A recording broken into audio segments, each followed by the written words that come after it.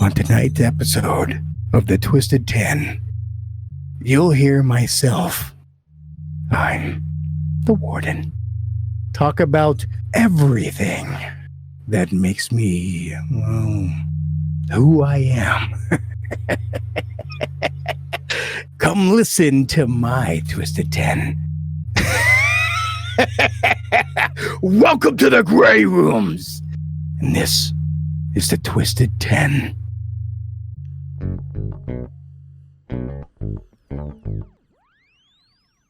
Oh, and welcome to another episode of The Twisted 10. What's up, guys? I am Adam. We have a full studio tonight, full studio plus one, joined in studio tonight by my boys Josh and Ron, as well as the newly married President Googs. We will address that a lot in the after show tonight. Oh, congratulations. Congratulations. But we have the man of the hour, the cream of the crop, the creme de la creme. Oh, you guys did tell me I can't suck his dick during the show. Well, we got a video for a reason, though. Wait, that was part of the rider. That was part of the rider sheet. That's right. That's right. You get your Skittles with all of the brown ones having the candy coating sucked off, right? I did see sucked off in the rider somewhere. Anyway, we are joined by Jason, aka Mr. Gray himself, from one of my new favorite podcasts. I've been listening to it for about 2 months now, solid, from the Grey Rooms horror fiction podcast. Mr. Gray, thank you very, very much for joining us tonight. How you doing? Hey, thank you ever so much for having me. And other than I almost completely killed my computer with an alcoholic beverage. I'm doing better now. I can't even. You know, when we were doing our pre-show setup, and look, the listeners of the Twisted 10 know anytime we introduce some new piece of fancy hardware or new fancy service into the studio, inevitably it's a 10-15 minute delay in starting the show, but just because technology. We heard this almost like beaming up sound. It almost sounded like you were getting abducted by an alien or something live, because we hadn't had your video yet. It was just your audio feed. We're like, what the hell? We're like, uh-oh. So thank God it wasn't you being beamed aboard a spacecraft. It was just all of your hardware being fried by electricity. And Yep, Captain and Coke. Yeah, that's what it was. Better. Captain and Coke is a hell of a conductor. The good thing is thankfully a couple of my patrons are here, and because of my patrons, I do have a backup interface. Love you guys. Thank you for being here. So hell yeah, Mr. Gray threw out the invite or the announcement over in his Discord as well. So any of the folks that are joining us from the Grey Rooms, and I'm part of that as well. I'm part of his Discord too, as a fan of the fucking show by a long shot. But thank you guys for joining us on the Twisted 10. We hope you give this a shot. Yeah, thanks for hanging out. I'm going to do a quick recap of how the show works, because we're going to have some new listeners to the show tonight. So the Twisted 10, just to give you an idea, the Twisted 10 is a top 10 list podcast. Every week, one of the hosts, the three of us, myself, Ron, or Josh, or maybe sometime in the future, President Googs, our producer behind the scenes. He's going to do it. Or a guest host, like in this case, Mr. Gray, that's coming on board, brings us a unique host-created top 10 list. It can be any topic, any range, from crazy episodes like T.S. Madison's sexual taboo, top 10 sexual taboos. We had Dan Cummins, who came in from Timesuck and did the top 10 Western outlaws, and one of them was completely made up, which was kind of cool, to the best episode I think we've ever done, Ron, which was my Sublime and Bradley Noel top 10. Didn't see that coming. Right? Yeah. Didn't see that coming. Definitely the best show ever. Yeah, they were kind of bored with that, so I'm sorry. Anyway, the host brings that. We do 10 through 6 of the top 10, and we take a break, hang out with our Discord supporters, and then we wrap up the second half of the show with a 5 through 1. And yeah, that's that. We kind of say it this way. No matter what you're into, no matter what kind of fan of podcasts or music or genres or whatever, there is definitely a list out there for you. We're at about 152 episodes now. Tonight is 153. 153. All right, so 152 episodes out there then. Yeah. That's good. And then on our Patreon side, we also have our Patreon fans as well. We've got about 45 or so episodes hanging out on Patreon that are bonus shows, after show content. I don't know what the number is, but I know that there is just over 35 hours of content now. 35 hours. Man, that's like one good shit session for Ron. Like, like 30 minutes. Thanks, Adam. I completely walked all over Josh's. You know, actual I look so description. fat on Twitch, twitch.tv/twisted10 if you want to see. Where's the plug? I look like I take 35-hour shits. There we go. Can I mic up the plug bell? Is that what this is for? Yeah, This extra mic. nice. That's see, at least your shirt doesn't make you look like you have moobs. Check out this pack I got going on right here. This looks like it should be featured on some kind of a college video that ends up on some kind of a hub site. You know what I mean? You can We need slap the something right We there. have beads. Throw them at the TV. Throw them towards Right. Mr. Gray. Right? I swear to God, I don't have moobs.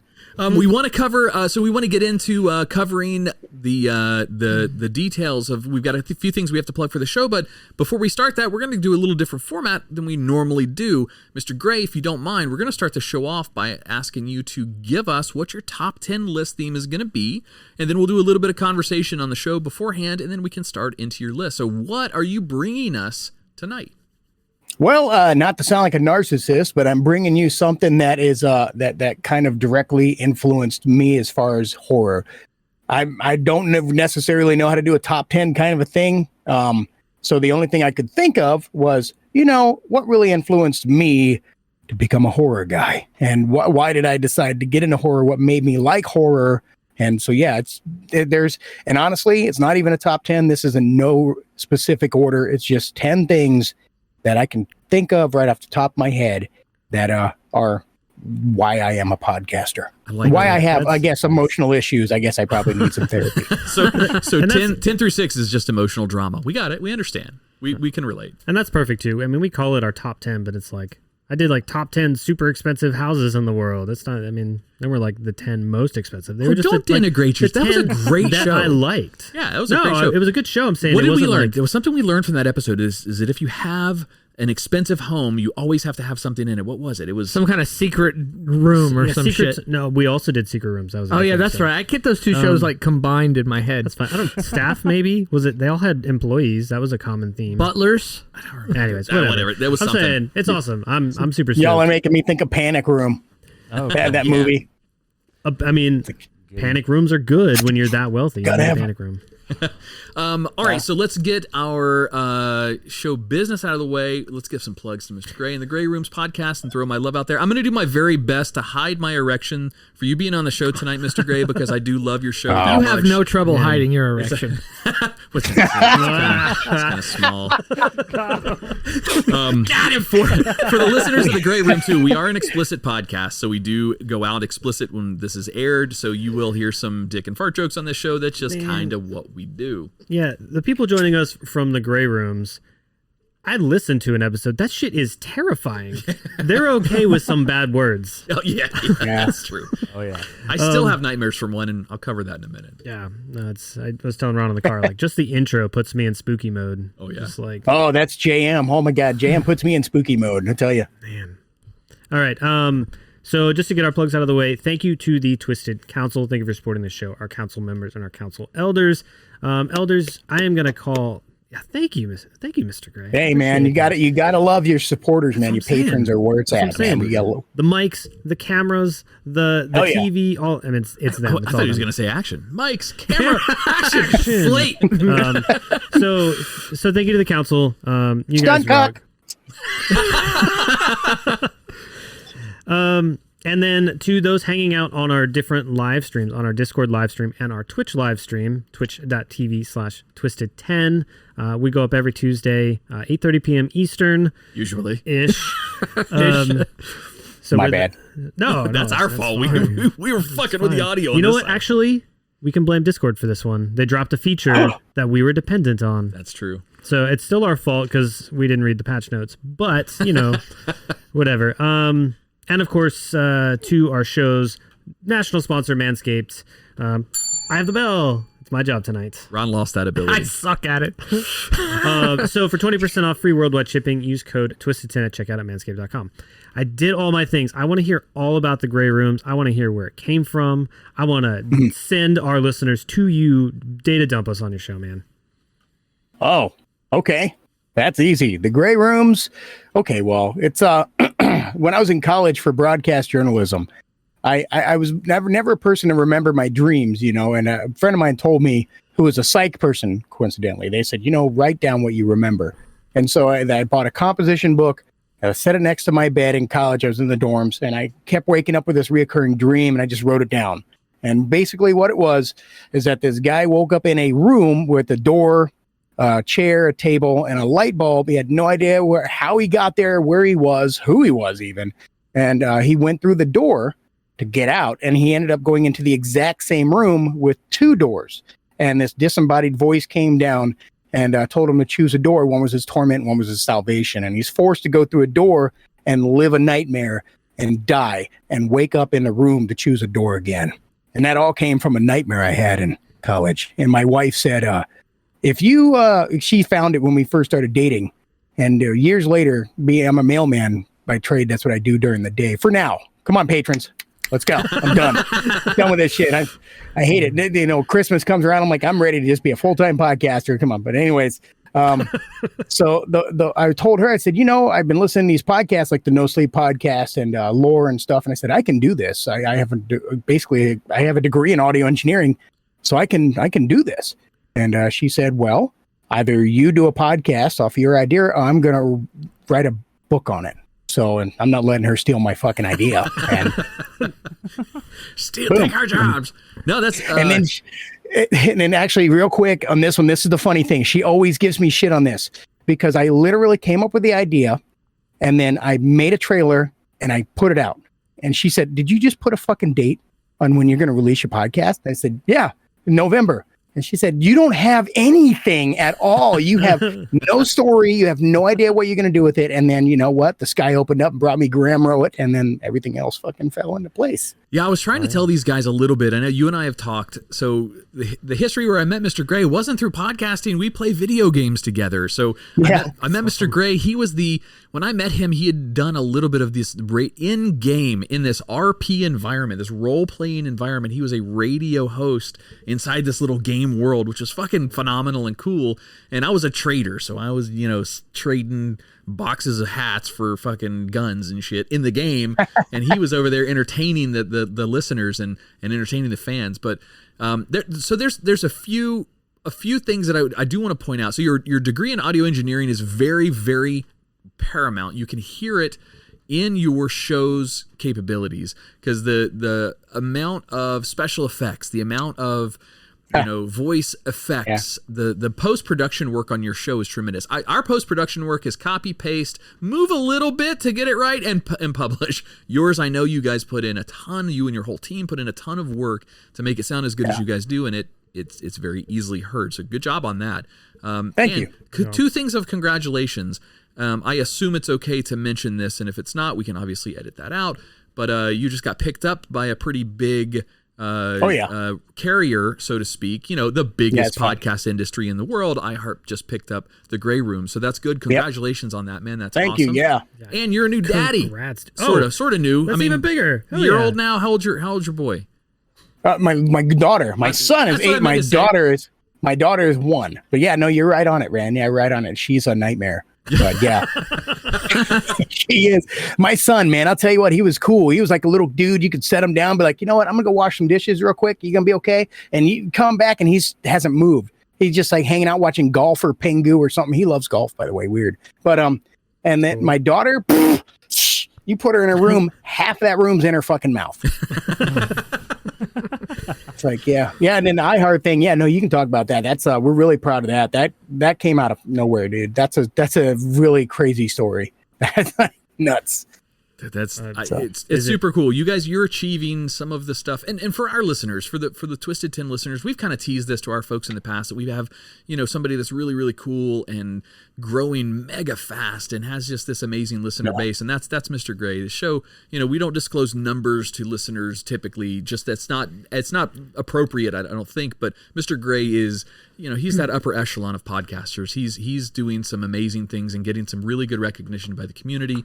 And dude, it's It's a great show. I'm hooked. Like I said, I'm going to talk about it a little bit in the after show, but I legitimately have had nightmares. I told these guys about it. One particular episode of your guys's My Human.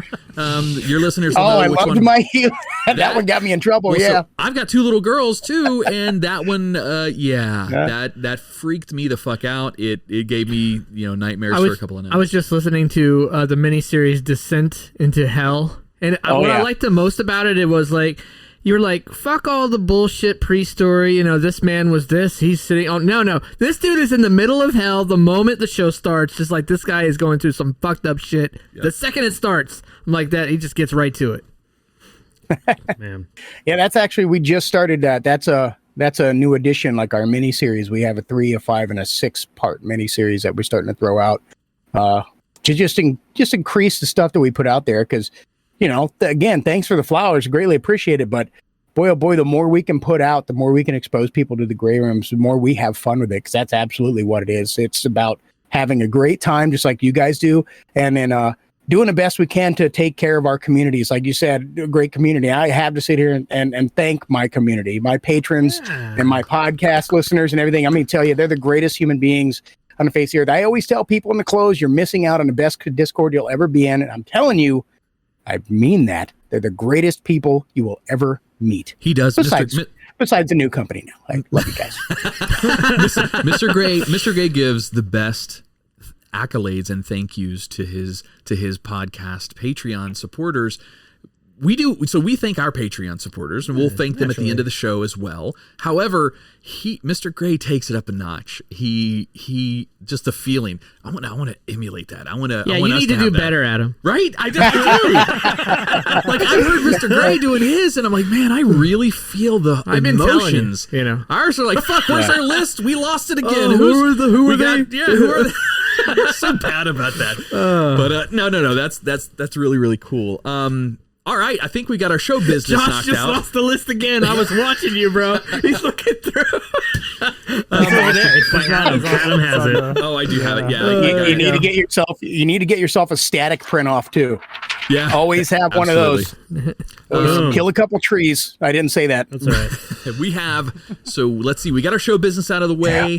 We got our plugs out of the way. TheGrayRooms.com. That's also where you can find all of the Gray Rooms social media. And if you're on any of your podcast apps that are out there, just search for The Gray Rooms. It will come up on anything that's out there.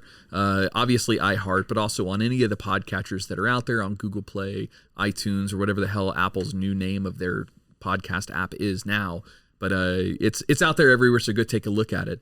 Anything else, boys? Are we ready to get this road on the show? I think our resident AI is about tired of waiting. All right, Mr. Gray, give us just 1 second. We got to hit a little button. Let's all go to the lobby. Less talky, more twisted 10 lists. Get to the damn show already. So that is our artificial intelligence. There was an episode, real quick story. We had an episode a few back that Ron hosted on the top 10 things you need to do to create your own cult. Which we did then create our own cult. We created our own cult. In fact, some of our Patreons and some of our Discord members have their own titles that are adjusted to affect what their rank is within our cult. So, yeah, ANN, Artificial Neural Network, is her name. Ann is her, what we call her. So and we'll be actually seeing her, literally seeing her very soon. Oh, really? Yeah. Yes. Oh, that's a fucking teaser?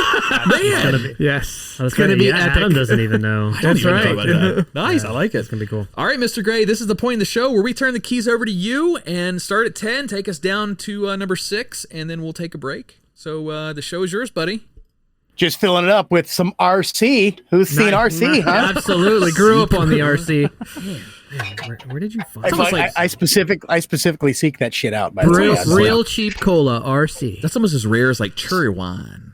Man, I find it at the Dollar General. That's the only place I can find it. But just for full transparency, I did write down some notes so that y'all know, because some of these are straight up memories, and I had to give myself notes on here to remind myself of the situation. But again, and that's awesome to hear about your cult. We have one too called the Church of the One. So God is good. God is great. Your key's coming. I like that. Nice. It's got a muse there to inspire him. So I guess the things that kind of led me to my fixation on horror and everything dark. I don't know why. I've always been a fan of just really dark stuff, but I can distinctly remember. And then again, these are no specific order except for this one. The very first thing that comes to mind when I think of audio horror is camping. And this is where I really first experienced some horror. I was a little kid, and I remember it was always dark and scary. I was a Boy Scout and stuff too. And I remember my dad used to take me camping with him and some of his friends, and they would sit around, they would drink rum and just get hammered. And then they would tell me and my brothers or me and my friends all these fucked up stories. And then they would all pass out like, half on, half off the cot out in the fucking weeds, whatever. And then me and my friends or my brothers, we would be up all night, wouldn't be able to sleep at all. So camping is the first thing to really haunt me. So like ghost stories around a campfire type of camping, that kind of stuff, telling spooky stories around the campfire, or just camping in general? I would know. I guess when I was a kid, more camping in general, because it's just so damn dark outside. You got the fire, and you look around, and you hear, like, oh yeah, shit, what is that? What the fuck is that?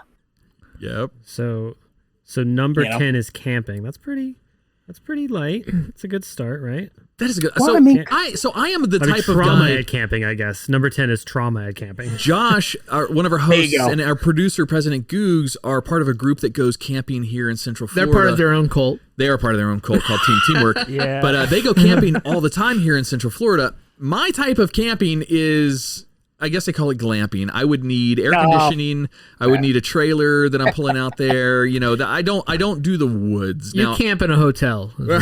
Yeah, camping for me is the Motel 6. I mean, that's roughing it for me. I did camping as a Boy Scout, but I never got into camping. I always got frustrated because every time I would try to camp with, like, in the Boy Scouts, because I was in that too, it was either raining so bad in Florida or it was miserably hot, miserably humid. Maybe it's just our climate down here, or maybe I just don't have enough patience to be a real camper. But I can get that sense of, the Friday the 13th, chase, kill around a campsite. I do see that. The scariest thing that ever happened to me in Boy Scout camping was this dude that whipped out his dick and started peeing in the tent. I was waiting for this. Like, he started pissing in the tent. Did you camp? That is my camping nightmare. PTSD every time I see a dick. Ron's camping trip was brought to you by the Catholic priests of Brevard County. Exactly, which was number 2 on last was it week's brought list. to you by Manscaped? That's a plug right that was there. more Boyscaped. They were kind of Manscaped by nature back then. Manscaped by nature was Naughty by Nature's original name. I don't know if you know. It was definitely. Oh no! Oh shit! No, there's an entire fucking genre built around spooky camping. I mean, that's almost any I don't know, any kind of show you're gonna watch, you're gonna have spooky scenes, night scenes for camping. So yeah, for sure, man, absolutely. What was that? Well, quick tease on that. We're actually in the works of another podcast, and it's loosely based around a campfire.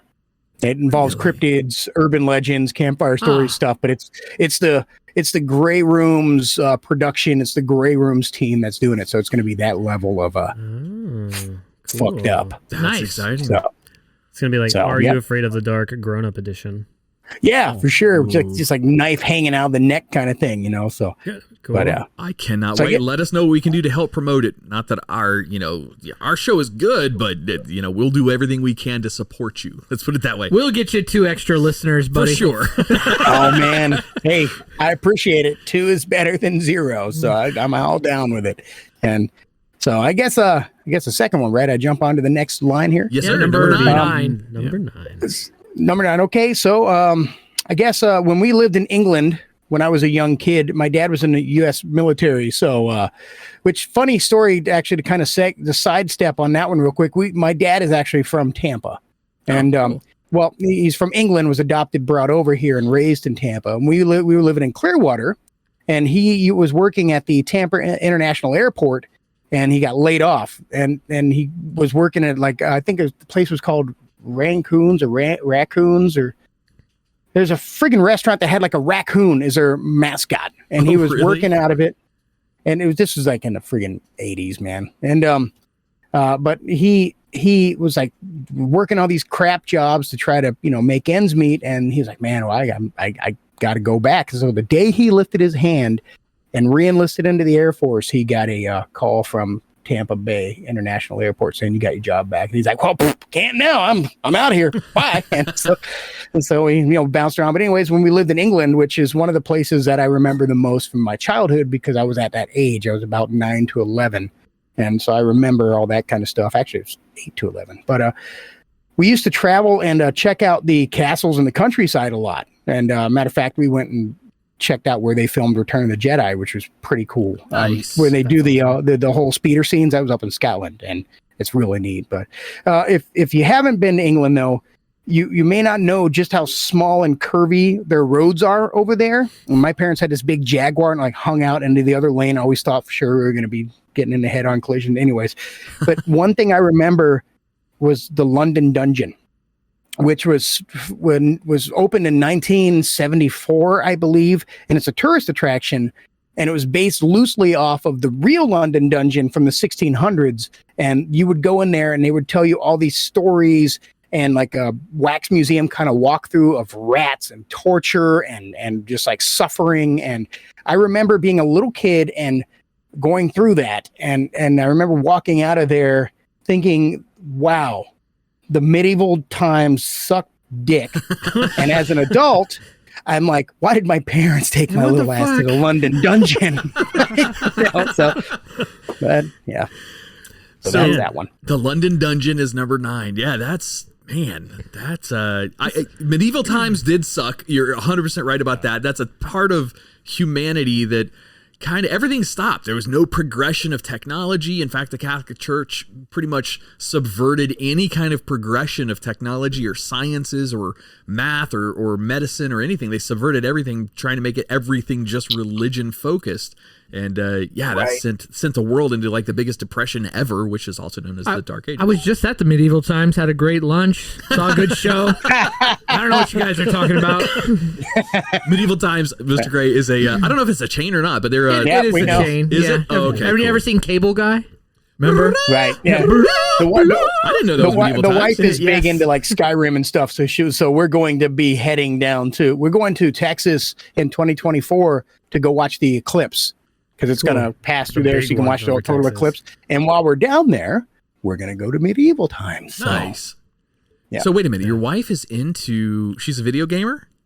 Oh, dude, when we first started dating, she made me stand outside fucking GameStop, which I don't know if you have that down there, but I'm sure you do.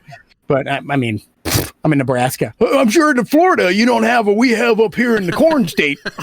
But so let me school you on some of the stuff we have out here. So, but anyways, she took me, I think we were 4 months into dating, and she took me out to go get a early release of Skyrim box collector edition. And we stood there for like 2 fucking hours, freezing our asses off to go get this big box with like a book. And she's a game nerd, man. That's awesome. Matter of fact, patrons, Mrs. Gray will be in Dead by Daylight with us soon. She has it loaded. She's ready to fucking murder. That's what he plays with his. That's one of the games that he plays with his patrons. We've got a community in our gaming community on this side. We have a few people that are like hardcore into Dead by Daylight. That game is unforgiving. It was so fucking hard. Mr. Gray actually is in our Scum server too. He plays in there. He is I'm gonna go a little RP on you, Mr. Gray, but he is one of the Knights of Scumshire. That's their group. And they're taking over a castle, a fucking like a all broken down castle. They're taking it over. So him and his other buddies are taking it over. They're the Knights of Scumshire. That's awesome. It's cool. I still can't get out of the intro level of Legend of Zelda Breath of the Wild. I suck at gaming. Well, so the good thing about shitty. We're tangenting, but the good thing about Scum is in a community of other friends, we'll help you. We'll pick you up. We'll drive to find you as a fresh I just want to go do that pirate stuff that one guy was talking about. We don't have enough people on there. He already gave up on that. Oh, man, I would have at least just been me and him, I guess giving each other handies. I don't know. No girls around. Here ye hear the king's decree invites you to the northern castle, Castle Scumskull. You can come hang out with us, the Knights of Scumshire. It does that fucking Yeah, that makes you want to join right there. It does. It does. This podcast brought to you by the game Scum. Purgatory server. Come play. Purgatory store. Yeah, you got it. If you do play Scum, turn off the censorship. That wiener looks terrible. It's they're all how should you say? They are all authentic egg rolls. They're all authentic to that part of the world. Nobody's cut. Yeah. Cool. Looks like an earthworm. The bigger it is, the dumber you are too. So that tells you something about the game creators. As you raise the size of the penis, the intellect of your character goes down, which is awesome. But if you pay $10 for the developed supporters pack, you get an extra 2 inches. I was gonna say, I'm dead serious about that. so you pay $10 for the developed pack? Yes, there you go. I got you. That's awesome. That's totally worth $10. You know how much more money people spend on boner pills to develop their pack? $10 is fucking nothing. That's awesome. Oh man, I'm sorry, and I apologize if you've watched any of our old Behind the Doors.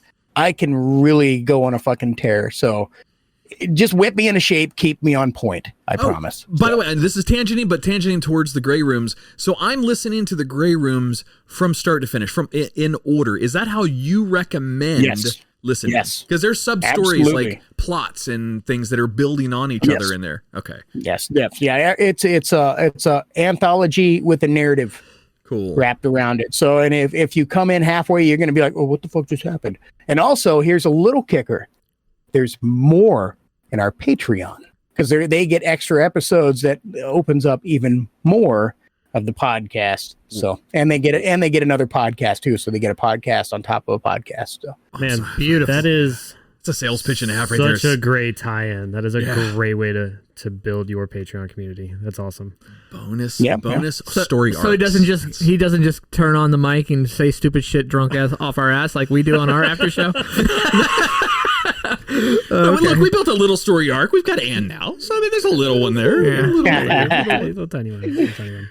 Oh, that's awesome. All right, Mr. Gray. Sorry, Well, I guess it's silly. Yeah, I guess as silly as this is going to sound, guys, choose your own adventure books. Believe it or not. Is that number 8? Number 8's choose your own adventure books. Yeah. Choose your own adventure books. I remember the path that the tension which built the terror. Like you'd get the book, and the path you would choose would build the terror. And granted, I would always pick titles that kind of sounded scary in their title. Well, that was the title. Picked it, whatever. This leads, that would lead the things later for me, and I'm reading off my little bullet points here, like for Stephen King's The Stand. I would read that. My first Stephen King book I ever read was It, and that scarred the fuck out of me. Yes. And actually, if you listen closely, a lot of my horror influence comes from Stephen King and a lot of like trauma films. If you can probably catch that just from the amount of squish sounds that are in there. Yes. But H.P. Lovecraft also grew from my love of choose your own adventure books, and then the world building and the monsters with him. I mean, that's what I hear when I read a story, and I don't know. I just, because of choose your own adventure books, it led me into darker stuff. Like I have read, a book called Black Magic. I've read the Satanic Bible. I've read the Anton LaVey book. Yeah, the Satanic Bible, the one with the 9 satanic statements, which is crazy. The whole Satanic Bible is crazy. It's crazy stuff, man. Oh, wow. And I read ritual books. I read oh god dang it, the book by Aleister Crowley. It's escaping me right now, but yeah, I don't know. Just to choose your own adventure books really made me want to read, and ultimately the fiction kind of books I ever read. Do you ever read? If you ever get a chance to read a book. It's massive, but it's super immersive. It's called Al-Hazred. It's by the guy who wrote the Necronomicon. It's an amazing book. Amazing book. It's got like Al-Hazred, like ALHARZRED, something like that. But it's got like everything from jinns to deserts. It's like set back in like Persian times, and like this guy gets his dick cut off and they feed it to him. And then like he gets it's fucking crazy, dude. It's nuts. He eats these glowing spiders, and when he eats these glowing spiders, he gets these magic so that he makes himself look normal to everybody else, even though half his face has been cut off and fucking fed to him. It's a Whoa. It's a great book. Cool. It's by Daniel Tyson, I believe, is the author. It's a fucking amazing book. So, yeah, Damn, books. man. I'm not a huge reader, but when I was younger, I was, because I was always kind of a weirdo. So I just liked reading. Well, you have to have to do the content that you do. I mean, it's Apple cart. No, it's not what I was trying to say. Horse before the cart. It's Horse before the apple cart cart. before the horse. Whatever.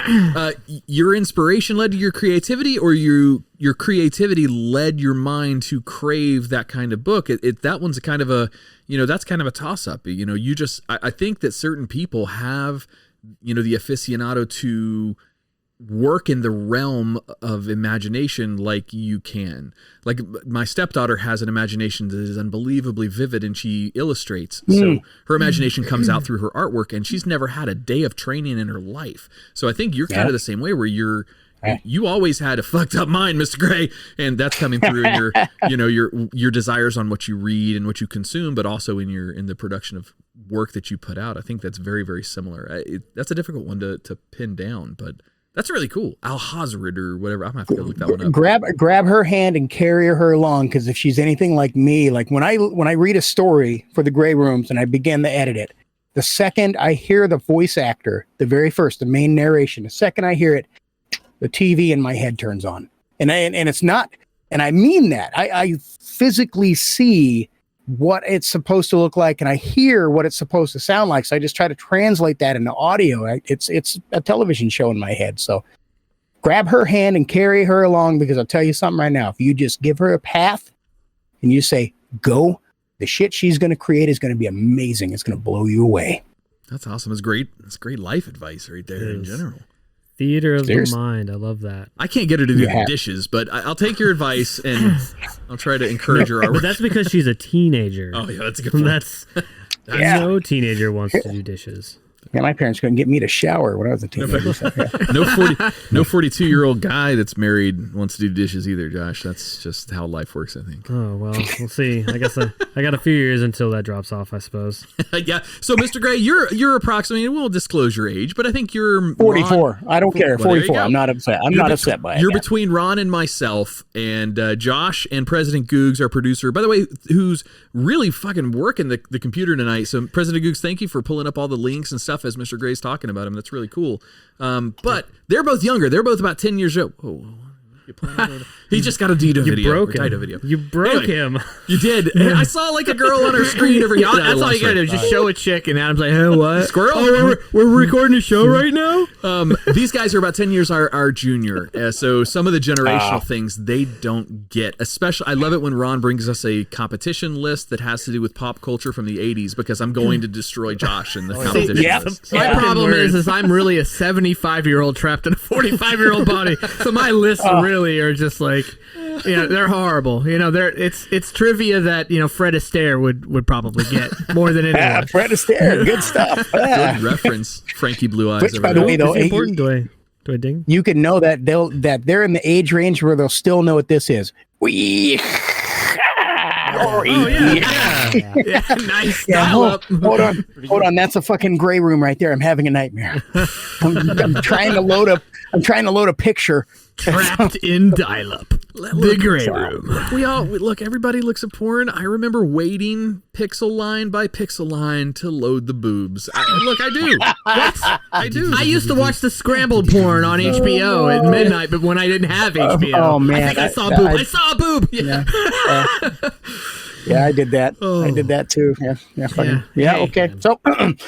So I will go ahead and carry on, kid. Yeah. All right. What about number seven? Seven now? About ready to talk about the stranger there, you know what I'm saying? But I'm sure I don't speak just for myself here, but I used to watch a show called The Alfred Hitchcock Show. I watched that with my grandmother when I was a little kid. I would go over to their house. My mom and dad would go off, get fucked up, whatever they did. And I would hang out with my grandma, granddad, and my uncle. And then the funny thing is I used to watch this when I lived in Clearwater with them back in the 80s. And that and the old Twilight Zone series, the old black and white one, that we've talked about a lot on this show. Oh my God. I used to sit down and watch those with my grandma. Man, I was always enamored by the story and the acting arcs that they were put in there. And as I watch them as an adult, they're kind of cheesy, but they're still so fucking good. And one of the ones that really pops out to me was I remember watching Twilight Zone the movie, and I was in love with John Lithgow, and I was in love with that story with the gremlin on the plane that was just ripping the plane apart, and he's freaking out like the plane's gonna go down, and everybody's like, "This guy's fucking crazy." Nightmare at 20,000. Nightmare at 20,000 feet. Is that the name of that episode? That's the name of the episode on the original Twilight Zone. It was actually William Shatner. On the original one? On the original one, before Star Trek. Something before classics, on the wing. Yeah, that's why Ace Ventura does that. There's something on the wing. Oh, really? He's taking the William Shatner and putting it into that 20,000 league. Or 20,000, Nightmare at 20,000 feet. That's Jules Verne, Ron. Yeah, I know, Ron. But that's the actual original episode that then John Lithgow did in Twilight Zone, the movie. I remember. I'm sure Mr. Gray was going to tell us that. I probably stole his thunder. No, not at all. Actually, you added to it. Thank you. So that was the end. Your podcast, and when I was trying to describe to the guys in here, and we might have even said this on the show in the past about the Grey Rooms podcast, is forgive it if it seems like a stretch, but to me, the different stories that you're telling in the Grey Rooms is like the audio equivalent to the multiple stories that come from shows like The Twilight Zone or comes from shows like Tales from the Crypt. The Outer Limits, great. Did you watch The Outer Limits as a kid you as well? absolutely know I watched The Outer Limits. Yeah, me and my dad, man. He's like, Dick, that's number 2. Don't adjust the channel. Do not adjust the channel. Fucking Outer Limits. That was the hour long, because the Twilight Zone shows, they were half an hour, but what I loved about the Outer Limits, it was an hour long, so it was just so awesome. Me and my dad, we used to watch that stuff. We've talked about it before. My dad and how he brought me into that world and used to watch all that shit. Man, 1963. See, dads are awesome, aren't they? They fuck us up. Yeah, but they fucked us up in a right way, I was watching The Exorcist at 6 years old. I mean, nothing wrong with my brain. Yeah, I snuck a peek and caught Porky's one time, and I got in big trouble. Hell yeah, I watched that at like 7. Oh, God. It's kind of funny saying Tales from the Crypt, man, because we were actually, I think my camera just died. We were actually reviewed by... Your camera's good, your light's out, though. Yeah, motherfucker. We're actually reviewed by sci-fi.com, and they interviewed us and reviewed us on there, and we were cross compared to like Tales from the Crypt meets Quantum Leap. So nice. What a compliment. Awesome. Yeah. That's awesome. I heard something about them bringing Quantum Leap back. I fucking hope they do it. If it doesn't have Scott, then it's going to be a crap show. Scott Bakula and whatever the hell that guy's name was that played that gentleman. I think he's fucking. I think he's dead, dude. He just passed away this past year. I think. Oh, it'd be really fucking cool if they brought him back now, though. Well, it's Quantum Leap. They can do whatever they want. Hey, dude, with CGI now. Oh yeah, exactly. They could do it. They could. So the next 3 I could have narrowed down to like 1, but then it would be the Twisted 7 instead of the Twisted 10.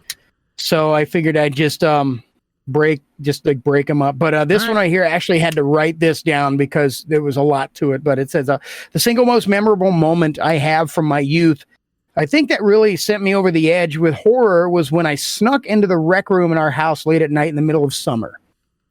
Let me set the mood for you here. Okay. Summer in Nebraska, it's really fucking hot. I mean, it's like 90 degrees at night. Now, we fortunately don't get a ton of humidity like you guys do down in Florida, but it's still hot as dick.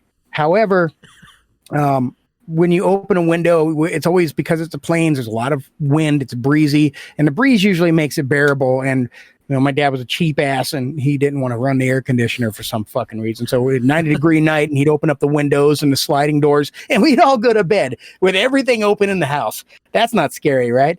So I don't know what made me turn the TV on to this specific channel, but I think it was like maybe Showtime or HBO. And I remember, again, the breeze was coming in, and it was blowing those vertical blinds you have on those little sliding doors to your back, the plastic 80, anyways.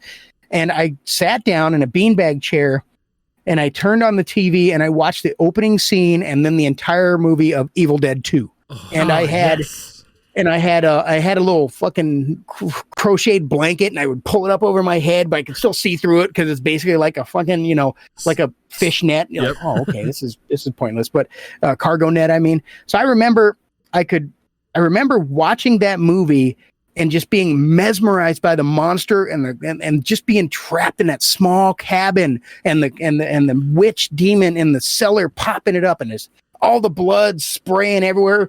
Ridiculously amounts of, we don't have that much blood in us, possible blood everywhere. And then all of a sudden the next scene, the fucking ground's dry. Where'd that fucking 18 gallons of blood go? But anyways, that's later as an adult. But I remember in Evil Dead 2, so gory. The part when he turns on the tape player and those reels start spinning and the guy starts talking about discovering the Book of the Dead, and then he starts chanting parts from it, and that creature's coming through the woods, and it cuts back to the tape player, and then it comes back to the creature in the woods, and it's, I don't know, just Evil Dead 2 really sent me over the top. It is to this day probably my top 3 favorite movies in that horror genre. That's awesome. You know, I could feel, like, just listening to what I've listened to your show, I can feel that Evil Dead. You know, I found Evil Dead later in life with Greg from Greg at Church, right? Yeah. When he was here. He's the one that introduced me to, he's like, dude, you got to check these movies out, Evil Dead. I didn't know anything about it, never even heard of them.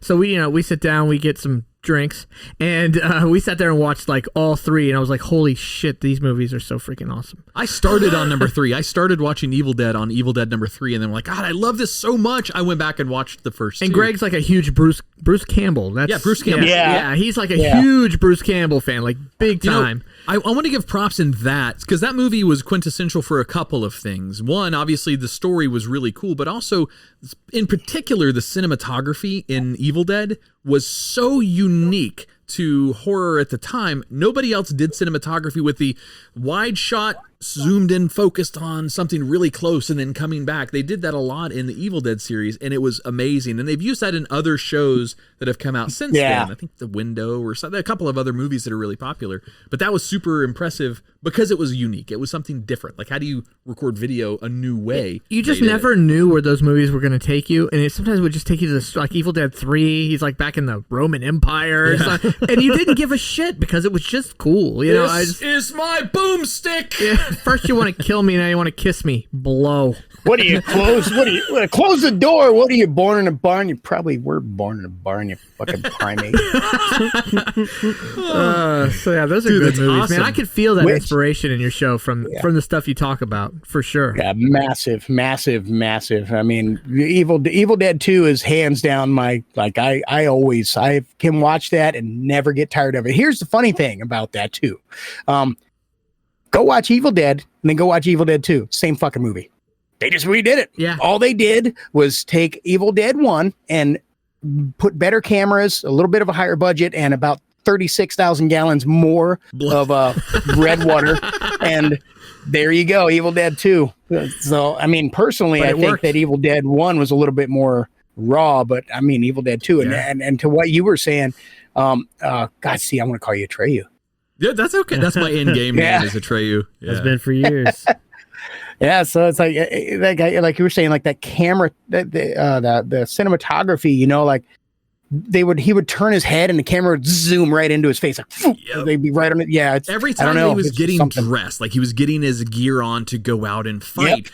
You know, it would as he was locking down his arm brace, the camera would zoom in and the audio would go as he's cranking it down. It was really fucking cool. And then Evil Dead 3, he had the missing hand like the whole time. Never bothered him. He never, my hands hurt, nothing. Just whatever, just wrapped up, no hand. Fuck you, don't care. Fucking. What do you mean, Evil Dead 3? The guy cut the fucking thing off in 2, and then he just went and put like a little bracket on it and held like nothing. Chainsaw on the end of it. Didn't think about it. Whatever. It was How did awesome. you not die? But you know, we didn't care. They missed the opportunity for a good sizzle sound by fucking sticking that on some flame. Like, I want to talk to you. I want to talk to you about your special effects too. We can do that a little bit during the break because I think I've got some of the Grey Room stuff that comes out is just an amazing. And I've heard a little bit from you during our gaming, like, hey, how do you do this? You know, do you use some sort of audio website to pull sound effects from? And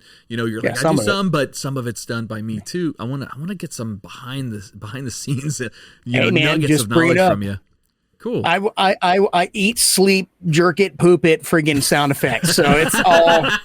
Like we can do that all night, every night. I'm down with that. Well, so all right, I'm not going to hold that up. That was your number 6, right? So we've heard 10 through 6 at this point. Is that correct? Yes. All right. So we got to do some business, and then we're going to take 1, 2, 3, 4, 5. This will be my number 6. We go backwards. We go backwards. Oh, I'm sorry. 10, 9, So we're 8, good. 7. Yes. No, you're good. We're We're in the right perfect. spot. We're perfect. We're ready I'm to just about ready I'm to get just to the gonna break. shut up. You're good. It's all good. We count backwards, and not even Microsoft Word can do that. So it's not. No, it's not a big it deal. can't. Well, so real quick, just want to mention that either. this episode of the Twist 10 is brought to you by our favorite producer of ball trimmers, Manscaped. Oh, yeah. So they are the global leaders in below the waist. He's reaching for the blood bell. Oh, I gotta get back to Rob. You're fired. You're fired, Josh. all right. No I'm blood bell. sorry. All right.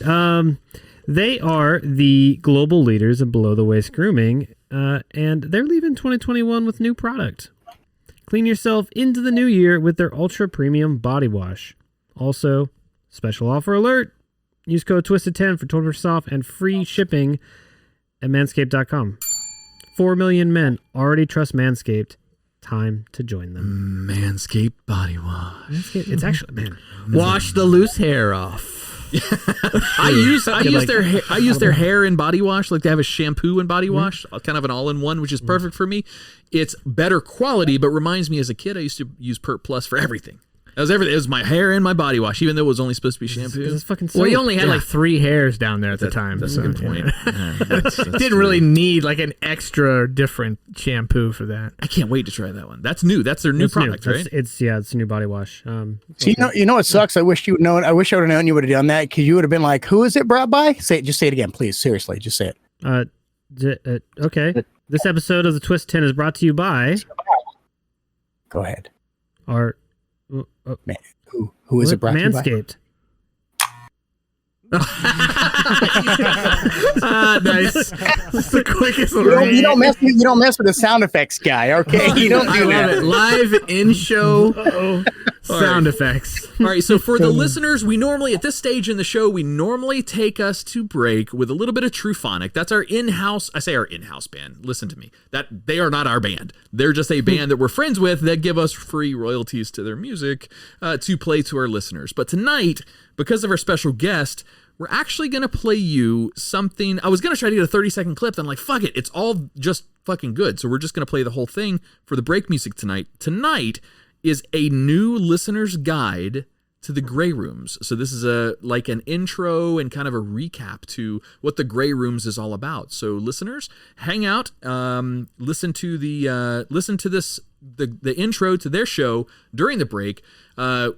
Everybody in Discord and in Twitch, we're going to be hanging out with you guys in the break off recording. It'll still be recorded on Twitch. And then we'll come back to the pod. I just made that way more confusing. Anyway, take a listen to this. Yeah. This is the new listener's I don't guide even to know the what to Grey do now. Rooms. Mr. Gray, we'll hang out with you in the break as well. We'll be back after the end of this play. Fuck yeah.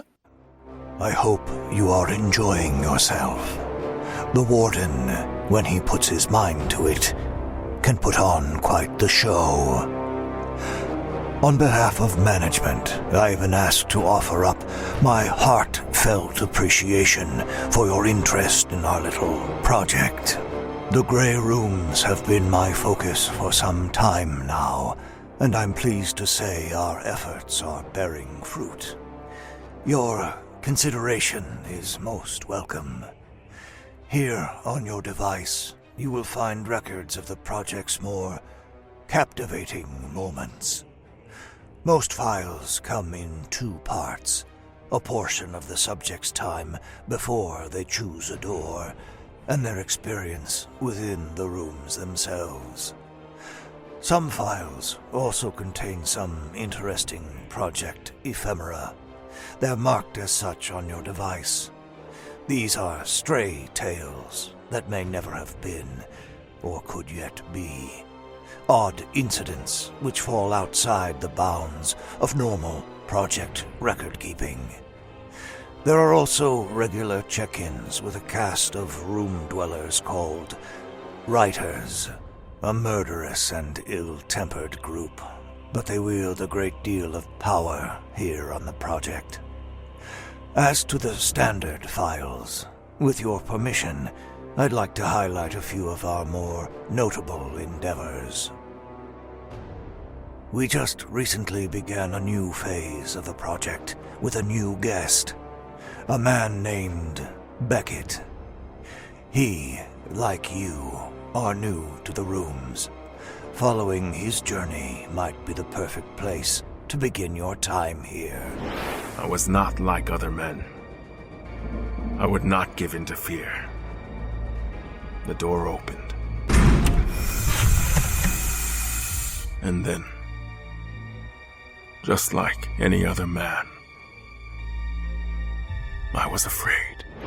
If you'd like to review records from the previous phases of the project, the subject, Raymond, had a number of interesting encounters.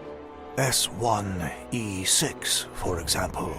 Raymond chose the room titled Ice Station Bravo. A research hub on the edge of nowhere suffers a terrible incident. Those things ambushed us. Hargrove got swarmed, and Six jumped in to save him. Where the hell were you? I called for backup. Or perhaps S1E2, the room titled I Loved My Human, wherein a teddy bear stands as the only guardian of a lonely young girl. Dad wrenched and screamed in terror. I don't know if he was more afraid of the knife or more afraid of a walking teddy bear. His eyes darted from me to the blade, then back to me. I cocked my little fuzzy head to the side and furrowed my brow. Yeah, I'm alive. Before Beckett, our last guest was a woman named Samantha Winters, most troublesome. I personally found file S2E7 most illuminating. The Greyfriars transcript offers a peek beyond the veil as a train rolls down the line. We passed into a tunnel, and one of them grabbed my hair, turning me to face my reflection in the blackened window. A waxen face stared back. Next stop, Greyfriars Kirkyard. Or perhaps, respectfully, you'd like to see what I can do when I'm entertaining the guests. Record S2E11 details just such an experience, along with the fascinating room, Everyone's a Critic. I could already feel the concrete setting, sticking to my fingers, soaking my shoes and filling the gaps between my toes. Any chance I had of getting out was slipping away. If you're curious about what dying feels like, it isn't peaceful. Artists can be so difficult sometimes. I can see management looking in this direction, so I must bid you good luck. Feel free to walk the manor grounds. Just be mindful of the doors. Avoid the woods. Try not to antagonize the warden. And pray that you yourself do not end up a guest at Ash Manor. That you don't find yourself trapped within the Grey Rooms. And welcome back to the Twisted 10. So you just had a sneak peek into the Grey Rooms. This is for the folks that are listening to the podcast itself. Our folks in Discord and our folks in Twitch, you got to hang out and hear some behind the scenes shit with us. So if you want more information on that, head over to twisted10.com. You can figure out how to connect to the Discord for free, or you can figure out how to connect to our council members and become a Patreon subscriber and support the show. So there's a couple of different ways to do that. But you got the cool 5-minute full sneak peek into a new listener's guide into the Grey Room. So that was really cool. Very, very impressed. That was awesome. We are going to, for the listeners that might be new to us, our show has this thing called the After Show. And it is a Patreon only, or we call them the Council, a council member and council elder only show that gets released. Now we're at one a week pretty regularly. We've done that for the last 30 weeks or 40 weeks or so. It's been good. So we've got a lot of content that's out there, and it is not a Twisted 10 list. It is just us. So you come for the Twisted 10 list. If you like the hosts, if you like our comedy, if you like our style, then you're going to like the after show. We think, we hope that you are. This shit's off the rails. That's awesome. Last week we got a little bit raw on the show. We got crunk is what we got. I got some scotch, you guys. I was wasted. Ron phrased a new term. Instead of I am Groot, I am Scotch. I am Scotch. I am Scotch. That's not what this clip is, but take a listen. This is a clip from our after show from last week. Do you remember? God, I don't remember his name at this point, but we had this pizza guy that we would call Domino's, and you've talked about him before. Yes, we would request him every time. Mm-hmm. Like, hey, please send over Esteban or whatever his name I remember. was. Yep, and he was always the same. He would always show up to our place, and they knew when he would show up, he would get a good tip, and we'd always order like 7 fucking pizzas. It was always a huge order. Did you know how to order pizzas back in the day? But this guy would come in, and his requirement to receive payment would be to do like 6 shots off of girls in my apartment. That was his. Yeah. He would have to come in the apartment and do shots like off of belly buttons. And listen, y'all don't understand. Y'all don't understand how to party till you party at at Adam's place in the Pinks. Josh is the new Pinks. See, I never got to party back in the day with Josh, but Adam, man, partying with Adam, God, that guy was fucking just Mac Daddy. I miss that guy. I miss those days sometimes. You were so fucking drunk. I'm hammered. He's going to spend the night at your house, Josh. No, I don't, because he's dropping me off. No, fuck he's driving. Are you kidding me? That is why I'm drinking. drinking. Josh is driving. I'm gonna be in the car rambling fucking dumb nonsense to Josh for 45 minutes. He's gonna be like, God, I can't wait to get to Palm Bay and drop this fucker off. God, right. I was wasted. That was the beginning of the show. We went into Josh controlled the show in the after show last week, and we went into this entire. Granted, it's not a list, but it was an entire like Q&A. What did you call that? It's uncomfortable truths. Uncomfortable truths. We got uncomfortable, and mostly because Ron was so hammered. And then I got fired at the end because I was clearly so replaceable. It was. Ooh, there's some drama there. I'm not holding on to any bitterness. Fine. All right, so let's move back into the show itself, Mr. Gray. We had kind of talked about this during the break a little bit as well. We want you to obviously plug your show, and plug anything you want to plug. You're our guest tonight, so shit, I don't care. Plug anything you want to plug during the show. But we also want your recap of 10 through 6, just like the title of what that particular one was as we move into the next 5. But the floor is back to you, my man. It is your show, so take it back over and throw out some plugs again for our listeners to hear. Rock and roll. You said you want me to recap on the first couple? Just the highlight. Okay. Yep. Yeah. Well, camping, because camping is out in the dark and it's scary. What's that fucking stick? What the hell was that? What the hell? And the London Dungeon. It's a wax museum, and they tell you all about the history of the medieval times with like rats and all that other shit. And don't take your kids there because they'll make podcasts. And then and then let's see here. Books. You know what?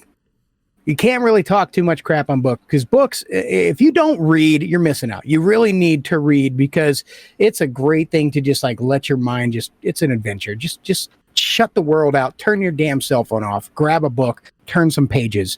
You'll be a better person for it. Alfred Hitchcock, Twilight Zone, black and white. Watch that shit. All you got to do. If you want some serious good horror, and we're not talking like jump scares and gore, that crap is overrated. It's good, don't get me wrong, I use a ton of it in my podcast, but if you want some serious mind fuck horror, like just edge of the seat suspense, Alfred Hitchcock, Twilight Zone, The Outer Limits, that kind of jazz, turn it on, watch it.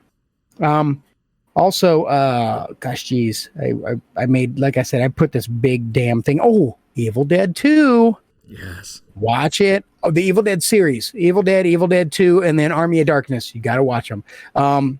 Bruce Campbell, apparently he's an asshole, but I tried to get him on my show and never got a reply, so it is what it is. So I still love the guy. Aww. I know, I'm going to go cry about it. It is what it is, Nice.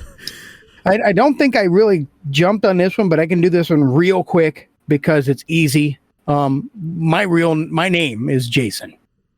So come on. I'm a huge fan of the Friday the 13th series, just because the simple fact I'm like, you know what?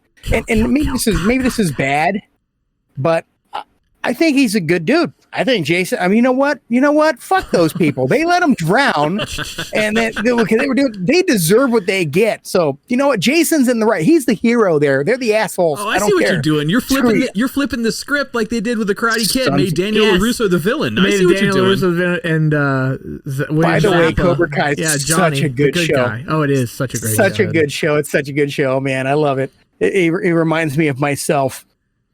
So chase, kill. You know, that's actually what they're supposed to be saying in Friday the 13th is chase, kill. Chase, kill. That's supposed to be. But they do say kill. I don't know what the hell they say on the other time. But kill. That could be a internet, hoax. But that's what I understood is that's what you're hearing. That is actually chase, kill. So, that's your number 5. Your Jason namesake. Yep, that would be it. That would definitely be it right there. Yep, for sure. And actually, it's a little sidebar on that. I met Kane Hodder, so I have a picture with Kane Hodder. Me and Kane Hodder, like this. You'll forgive me. I'm an uncultured it's a swine. Jason and a Jason. Is that he's the actor who played Jason? Yes. Awesome. Yeah. Cool. Kane Hodder is the actor who played Jason, but he didn't play Jason in all of them. He played Jason, I believe, in from Friday the 13th Part 3 on till like later. Here's a generational question for President Googs and for Josh here in studio. Friday the 13th was huge in the 80s. I think the first one might have come out like 79, but the 80s was that was the time for those types of movies. Have you guys seen them? 10 years younger? No, you just President Googs. So hang on. What? We have not seen a Friday the 13th movies. He hates movies. He doesn't hate movies. He doesn't watch movies. I've watched maybe 20 movies in my life. 20 movies? I like long form things. I like to fall into something. When someone tells me a story in 2 hours or whatever. All right. Whatever. Okay. That's fair. Fair enough. That's why I like podcasts. Yeah, I was gonna say you're gonna have to come by the Grey Room's Discord, because once a month we have a movie viewing with our patrons. And we usually have them pick a movie. This month we're watching Hellraiser. Come on by. Nice. Yes, sir. Oh my God, that scared the shit out of me when I was a kid. Holy crap. Man, that still freaks me out. I can't go back and watch it. Really? I haven't been able to watch it for 20 years, like 25 years. I don't know. Something about like Pinhead and just I can't do it. It scares the absolute piss out of me. I don't like. Frank's a man. I don't know. It's so scary. I know it's dumb, but it's so scary to me. So what about you, Josh? Did you see Friday the 13th? Any of them? I have seen all of them. Oh, cool. I have seen most of the Jason movies. Thank you. I think the last one. I appreciate that. It's just because I have watched a lot less movies in the past like 5 or 6 years. Even like before my kids, we just stopped going to the movies for no particular reason. But I even got a little bit of early tail in my life to Friday the 13th. An early what in your life? Early tail. I got. He got some early tail. That's all I heard.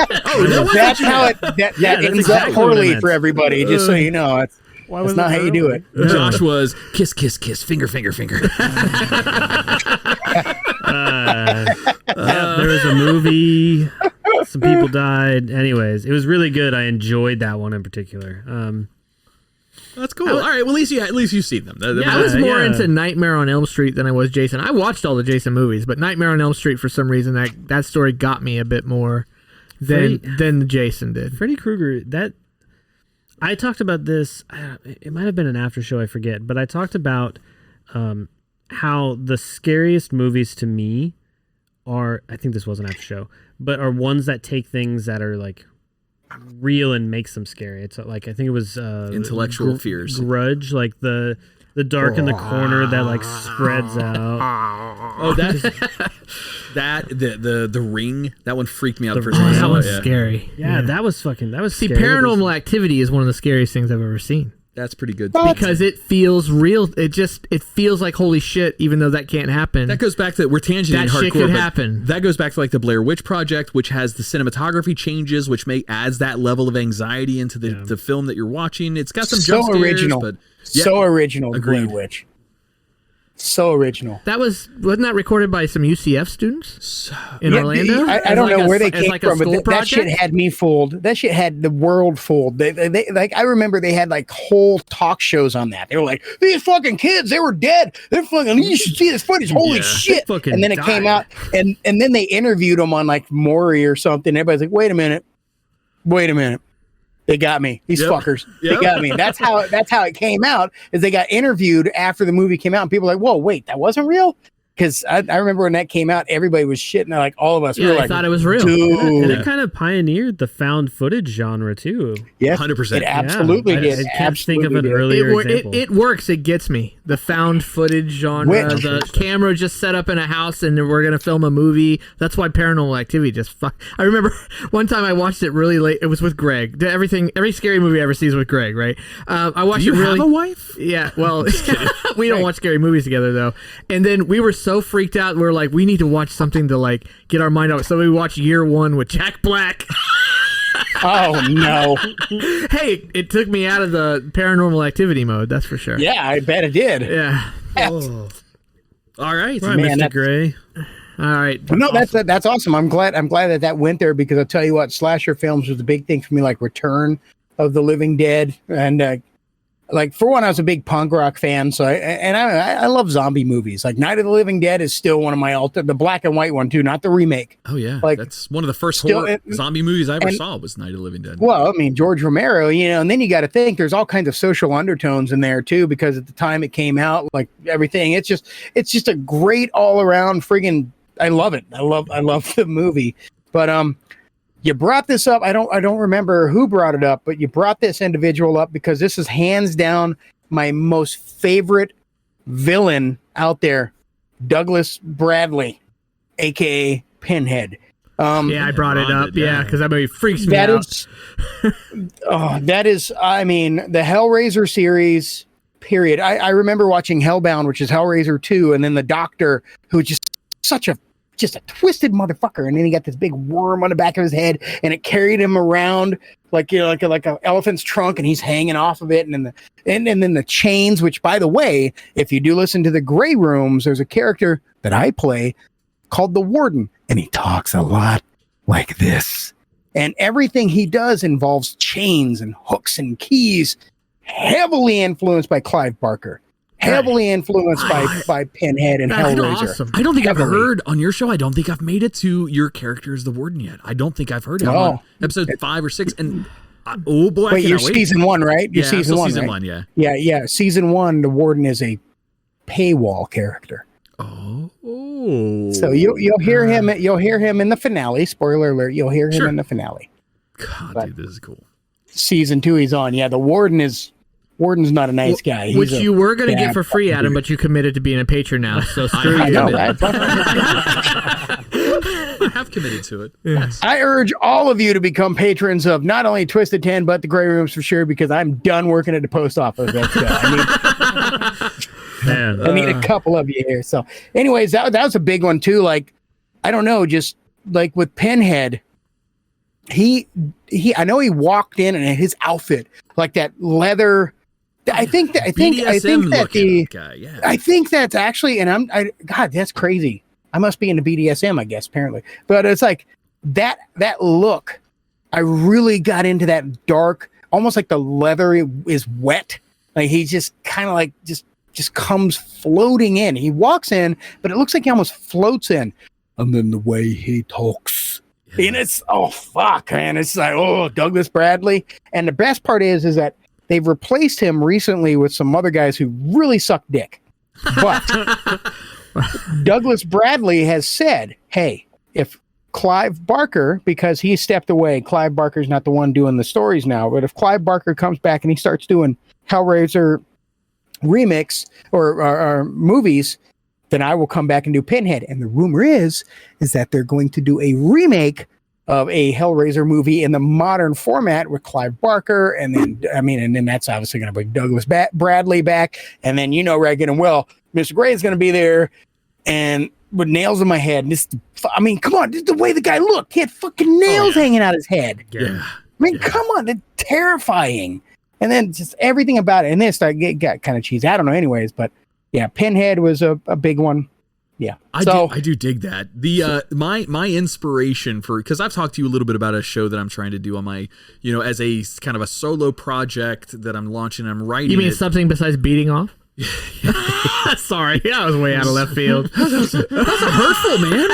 My feelings are hurt. Well, I thought when I think of solo projects and Adam, I think of beating off. All right, that's fine. I mean, if it makes sense, it sounds correct. Mine is space and sci-fi kind of stuff. That's kind of the thing that I was going with. I talked to you about this in the past, Mr. Gray, and my inspiring, I think the most inspiring director of mine, and Ron can probably guess who this is. The most Peter North. No. Jeremy? No, go ahead. Go ahead. You're right, though. That dick is out of this world. Yeah. See what I did there? Sci-fi? Yes. No. Ridley Peter Scott. North, oh, yeah. Ridley Scott's awesome. Oh, yeah. Okay. So he's one of my all-time favorite directors for sci-fi. Alien. Yeah, I was going to say Aliens. Yeah. Ridley Scott did Aliens, right? Fucking President Googs pulls up Peter North in our studio on the big screen. God damn it! Not just his wiki, not in the cinema. His wiki what? Wiki what? Yeah, he did Alien, all the Alien series up till one. He didn't do one of them. I think Alien 5 when they had the genetic. That was 4. Resurrection. I think. Resurrection. Yeah, they started getting goofy. He's the back. best one is Aliens, in my opinion. I love Prometheus, though. Prometheus was good. He directed that. He also directed the sequel to Prometheus, also known as Alien 6. Yeah, they misnamed real quick. They misnamed Prometheus. He even said, "Oh shit, we were supposed to name it Alien Prometheus," and kind of fucked up. Yeah. So yeah, a lot of people didn't know it was an Alien movie until the end. I didn't even know. Until the end, I was wait, this is an Alien movie? Yep. You should have known when you went and saw the character sitting in the throne there with all the telltale alien signs like all around it. It's like encompassed, like cocooned, and that bony, spiny alien look that they do. Yep. So good stuff. So Aliens was the best movie out of that entire Ridley Scott Aliens thing. In my opinion, it's Aliens. Oh, absolutely. And when Hudson's like, "Hey Vasquez, you ever been mistaken for a man?" and she's like doing pull-ups, and she sits down, and she goes, "No, have you?" and they're like, "Oh," and it's like, yeah, that's the best. Yeah, this that's the best is some real ever. pretty shit now, man. Bill No, Paxton man. was awesome. Bill Paxton was the shit in that. Yeah, Why don't you put her in charge? Fucking R.I.P. that man all day, every day. Yeah, my wife is watching for the third time through Twister. No, the show he did about the polygamists, the Big Love. She's watching Big Love again, and I can't watch that movie without seeing one of the other shows that he's done in my head. Or Weird Science. Oh my God, Chet. So awesome, man. So God, he just was cast as a douchebag, wasn't he? Yeah. Oh yeah. Well, I think it was typecast. I think that was his personality. If he was good at it. Yes, right? that would be number 7 if you're asking Pinhead. Pinhead so number all day, 4. every day. No, number 4. 4. Fuck, I know. Hey, you know what? I've done 100 episodes of the show. I still fuck it up. They make fun of me, so don't feel bad. That's because he can't figure out how to take Microsoft Word and number. I still can't figure it. I gave up. I just write. I print it out and write it on there with a pen. I can't figure it out. I've looked online. I can't figure it out. Don't use their Okay, numbering. so now this is 3. This is 2. This is 1. Cool. All right, good deal. So I guess by talking all this stuff, y'all can take away from these movies. Absolutely. I love the horror genre. I used to watch USA and Sci-Fi and HBO and so on, and whatever late night stuff. The late night, not the Skinamax. That was kind of stupid. Like stuff like Puppet Master, Basket Case, Candyman. Yes, Basket Case. God, we've talked about that so much here. Got like Leprechaun, and like the Nightmare on Elm Street movies. There was something about that era of like the horror movie genre. Like there was a guy who I can't know his first name, but his last name was Ketchum. He was always in these fucking movies, and he played the bad guy. Yeah. And he just looked like a truck driver got beat upside the face with a wrench, and he just fucking was just great. I love this guy. Just something special about them. So thanks to awesome and even so much more awesome campy late night horror movies, for molding my mind into a murder factory, or at least molding my mind into hearing how one should sound, I guess. So thanks to all the late night horror for that stuff. USA in particular, I think. On USA that one. So, Up All Night. USA right, dude. Oh my God. Okay, sidetrack here. Anybody remember fucking Liquid TV? Yes. Liquid TV? That was MTV, right? Yes, it was. It was Yes. a late night, like Really? that's where That Aeon was their Flux late and all night that thing. came from. Really? I didn't Yeah, know Aeon that. Flux. Aeon Flux came from Liquid TV. That's where it got its start. And they had things like Dog Boy and all this other shit on there. That was if you get a chance, go on to YouTube, look up Liquid TV, check that stuff out. That's an inspiration of mine too, because all of that's just like a mind fuck. It's all just like a big mind fuck. Aeon Flux was a really cool movie. That was like a Yeah, sci-fi one. it was right? it was an even cooler cartoon, but it was like trippy. Like she had shit growing out of her pores and stuff. It was fucking insane. It was almost like the impact that anime has on the viewer now, but 25 years before anime became popular. Exactly. And at least in the US, before it became popular in the US. That's what Eon, like over exaggerated skinny legs, these unbelievable martial arts moves and just some of this crazy stuff and this almost like stop action style fighting sequence. Like she would jump and freeze frame and fly 400 feet. It's just that's how the cartoon was depicted. I'll check it out. Yeah, I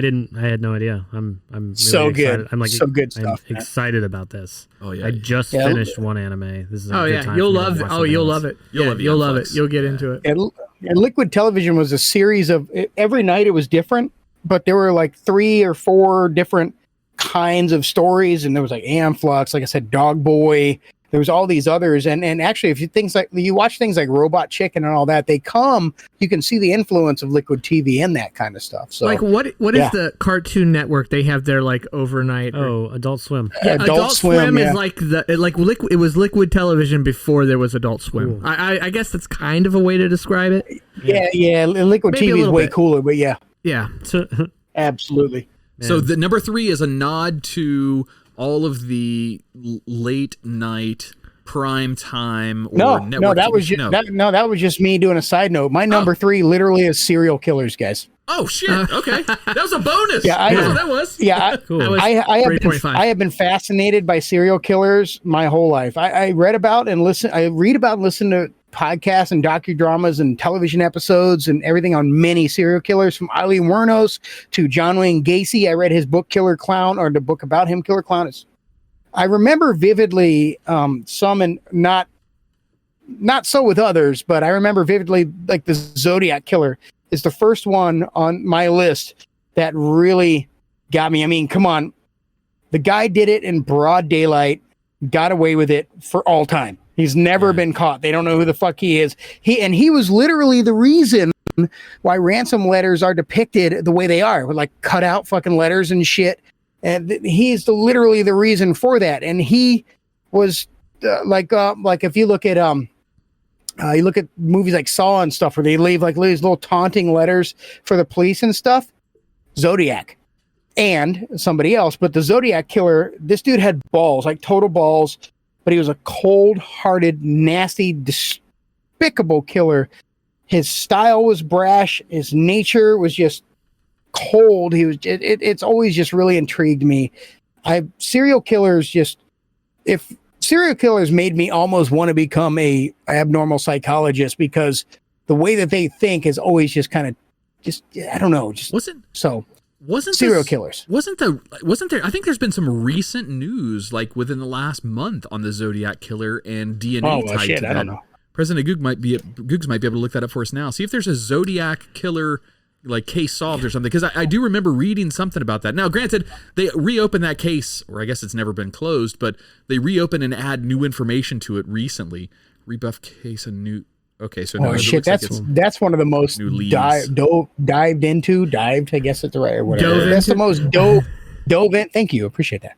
Thanks, teacher. That's the most dove into. That was awesome. That's the most dove into a story out there, like the Zodiac Killer. I mean, come on, the guy he wore basically a black shopping bag on his head, essentially how it was cut, and he just fucked people up in the middle of parks in the daylight. There are people around him, he's fucking them up. Squish, squish, squish, squish, squish, walk away. Fuck, holy shit. It wasn't this guy was intense. It was another murder. BTK. It was BTK. That's who they recently found. That dumbass. Who it was. Yeah, the BTK. Okay, his thing. He's also on my list as far as serial killers go. He was intriguing because he fucking got away with it.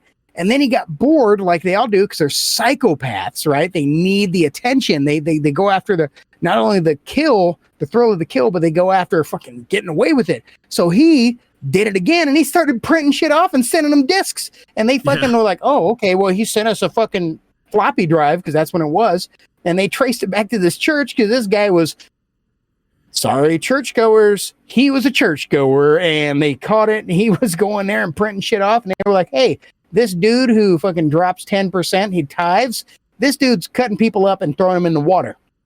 So, yeah, Dennis Rader was that guy. I know him. He's fucking nuts. Like, if you, there's a show out there called Case File. If you get a chance, it's a podcast. No, not even that one. Case File is great, but serial killers, holy shit, that's an amazing podcast. It's just a documentary. It just talks about serial killers. Dude, they're just amazing. I cannot wrap my brain. I kill people on my podcast, but I cannot wrap my brain around how these people are. So, that's not a crazy stance to me. So my sister, whom everybody in this room knows, had a real interest growing up to be a criminal psychologist, because she is much like you're describing. She's fascinated by studying the broken mind that leads to serial killers.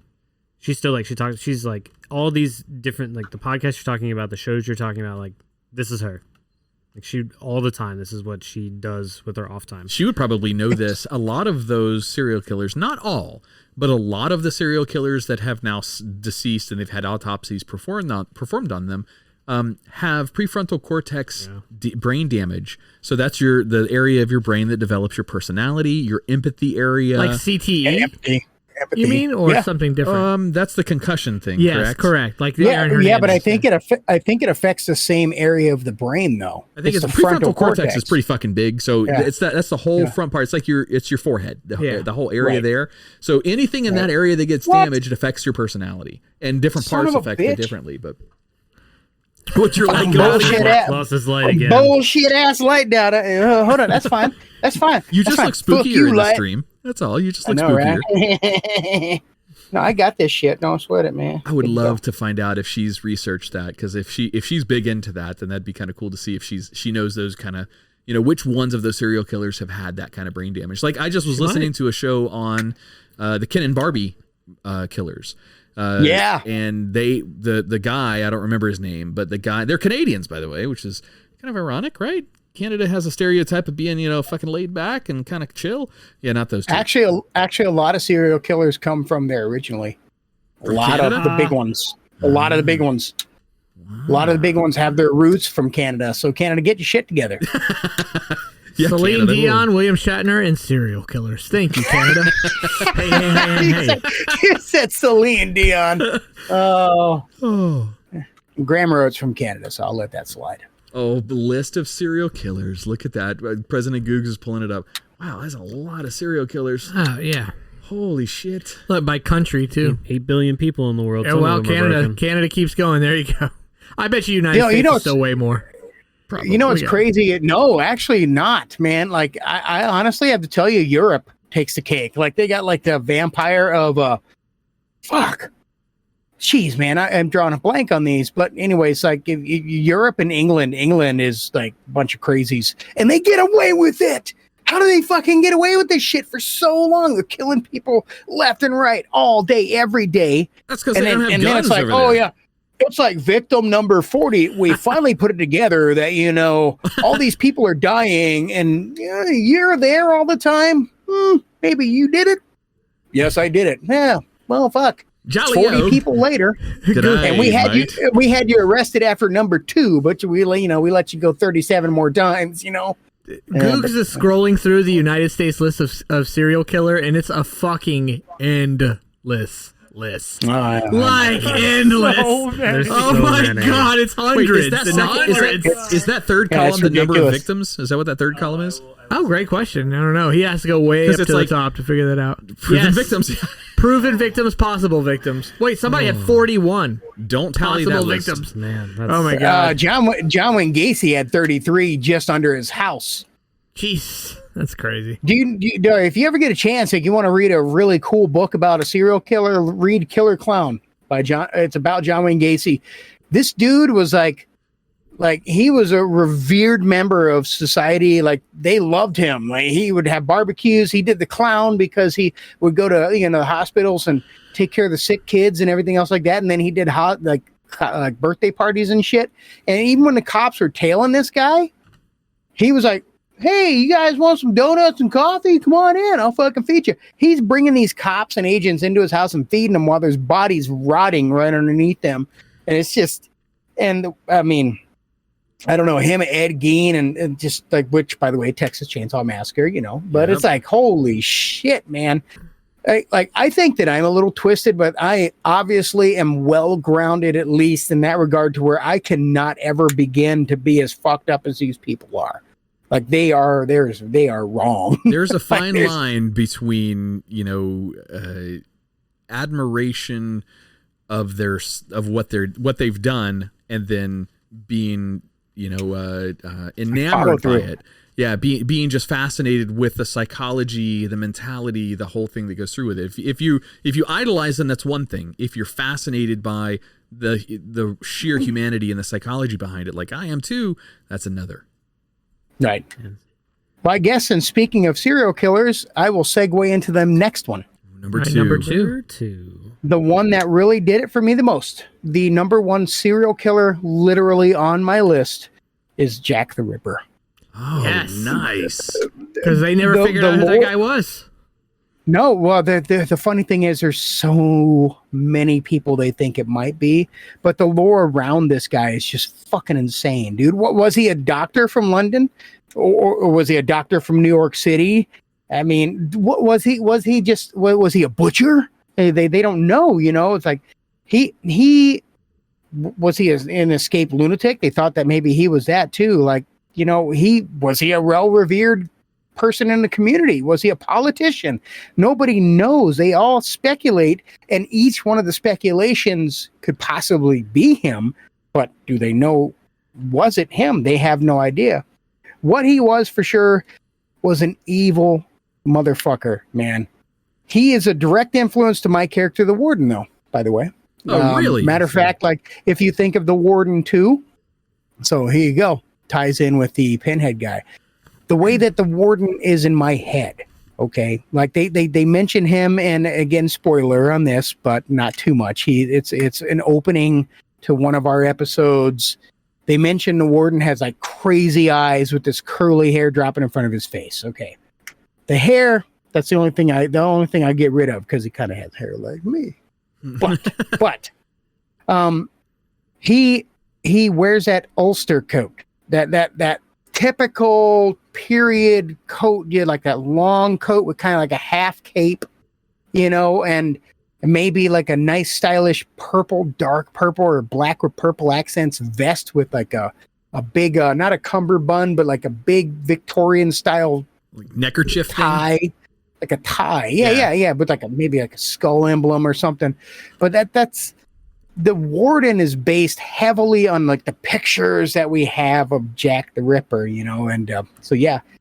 And I went to a place, let's see here. I just picture Jack the Ripper the same as the Warden, as like an unhinged individual. No matter what anybody tells me, it's like if I were Jack the Ripper, I wouldn't be a sane individual. There'd be something absolutely wrong with me. I mean, what that guy fucking did, it's insane. So Jack the Ripper is the next one on my list, and that's probably my favorite, most I'm just drawn to that guy. I love that period in history, and because it's just so mysterious.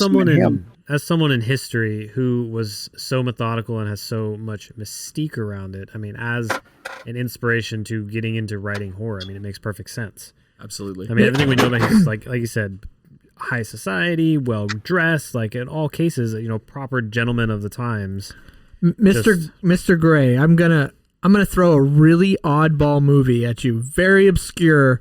For anybody who's interested in Jack the Ripper, you may not have seen or heard of this movie. In 1979, there was a movie called Time After Time with Malcolm McDowell and David Warner. Jack the Ripper, right, steals H.G. Wells' time machine, goes into present time, which at the time was 1979, and starts like killing people in San Francisco. Really? Yes. Yes, it's a pretty cool movie with good and Mary Steenburgen, good actors for the time too. Like, you know, it was very interesting movie. Super obscure. Most people have never heard about it. Another movie I used to watch with my dad. Have you ever seen that one, Mr. Gray? No, absolutely not. And what's the title of it again? Because I'm going to see it when we get off. Time After Time. I'm mad I haven't seen that. Yeah, it's super obscure. It's pretty awesome, though. I loved it. Grew up watching it as a kid in the 80s. I love the whole fucking campy time machine shit thrown in there, too. That's amazing. Yeah, dude. Jack the Ripper stealing H.G. Wells' time machine? That's just fucking beautiful. I think the guy who wrote and directed, like, Nick Meyer. I might have that right. Something like that. Cool movie, but you know, would it be ironic if in that movie he stole the time? So Jack the Ripper steals H.G. Wells' time machine, comes to like 1980, whatever year it was. 79. Yeah. Hang on, this is my story. Oh, my bad. When the guy jumps, who is the famous guy that jumps out of the plane from a heist and was never found again? Oh God. Oh yeah. Fuck, Skinner. Is Skinner or something like that? No. What? Leonard Skinner. Leonard Skinner, bro. No. I can't remember his name. All right, Discord. Those guys crashed. Yeah. They hadn't. So Twitch, help us out. Help us out. What's the name? What am I thinking of? DB Cooper. Yes, Man. Cooper. Fuck yeah. Who was the first person that threw that out there? Thing 2110. Thank you. Yeah, DB Cooper. Imagine if he fucking hijacked the time machine and became DB Cooper. So what you're saying is you already think that movie's stupid. Is that what you're trying to say? I didn't say that. You're trying to make it better. No, that sounds fucking amazing. Whoever thinks it's stupid, you're a douche. Yeah, Ron. Yeah, Adam, you're a douche. Well, I pointed at him. Hang on. Wait, I guess somebody's got to be the goat here. I'll take it. There you go. Share it around the room. That's it. I liked it. I just wanted to expand. Yeah, definitely good. Check out that. Let us know, Gray, what you think of that movie. Available on YouTube. No, I'm going to watch that straight up. That sounds fucking amazing because Jack the Ripper is, I hate to say it, Jack the Ripper is cool. Sorry, I said it. President Googs was pulling up a lot of the stuff here in the studio for us while you were talking about Jack the Ripper. There were over 100 credentialed suspects. Like they had evidence tying to over 100 different people for who the fuck Jack the Ripper was. That's what I mean. It could have been anybody. And Jack the Ripper is literally the first person to fucking taunt the police. I think he is the first person to send letters to London Square like, hey, can't fucking catch me. He admitted the crimes and fucking shit, man. He sent them letters. I even think they did an episode about Jack the Ripper on like Doctor Who or something. I think that's made Jack the Ripper. Make sense considering they're always in like that time period in London, even though they could go anywhere at any time. And the only time they ever Sherlock Holmes. It's so true. The Hounds of the Baskervilles, one of my favorite fucking stories when I was a kid, man. Sherlock Holmes, dude. Love that shit. That's a good one. Awesome. Yeah, so Jack the Ripper, seriously, like, I don't know if that says a lot about me as an individual. I hope not, but I'm very intrigued by that kind of stuff. You're striking us as the type of person that likes the gore and the mystery tied into murders, especially ones that get away with it. The ones that are mysterious or so covert about their operations that the fascination is partially due to the mystery behind who the person is, or if you know who that is, the mystery on how the cunning of how they can lead that double life. And that is what I think. I mean, that entertains me too. But I think that's what kind of the picture you're painting for your fascination with murder mystery is the cunningness and the cleverness of some of these guys who were never caught. Right. Well, the two big ones, Zodiac and Jack the Ripper. Yeah. I mean, absolutely. Jack the Ripper was so long ago. You're never going to ever figure out who that guy was. They're going to be Ripperologists for eons and millennia and fucking ever, and you're never going to fucking figure it out. Same with the Zodiac killer. You may think you know who it is. That shit's just amazing to me. It's like, wow, and they played 4D chess and they won in a very bad way. Yeah. Maybe it was Dr. Moriarty. Maybe he was Jack the Ripper. Oh, there we go. You like that a little. There's the Sherlock Holmes reference. There it is. Well, Man, I guess that brings me to number one, the one of the things that really got me interested in the darkest side of things, period. Let's return to London, gentlemen. I remember when I got there, I think the scariest thing I'd ever seen was probably like the witches, which honestly, that was a pretty fucking scary story to me when I was a little kid, like Angelica Houston and all those when I was a young guy.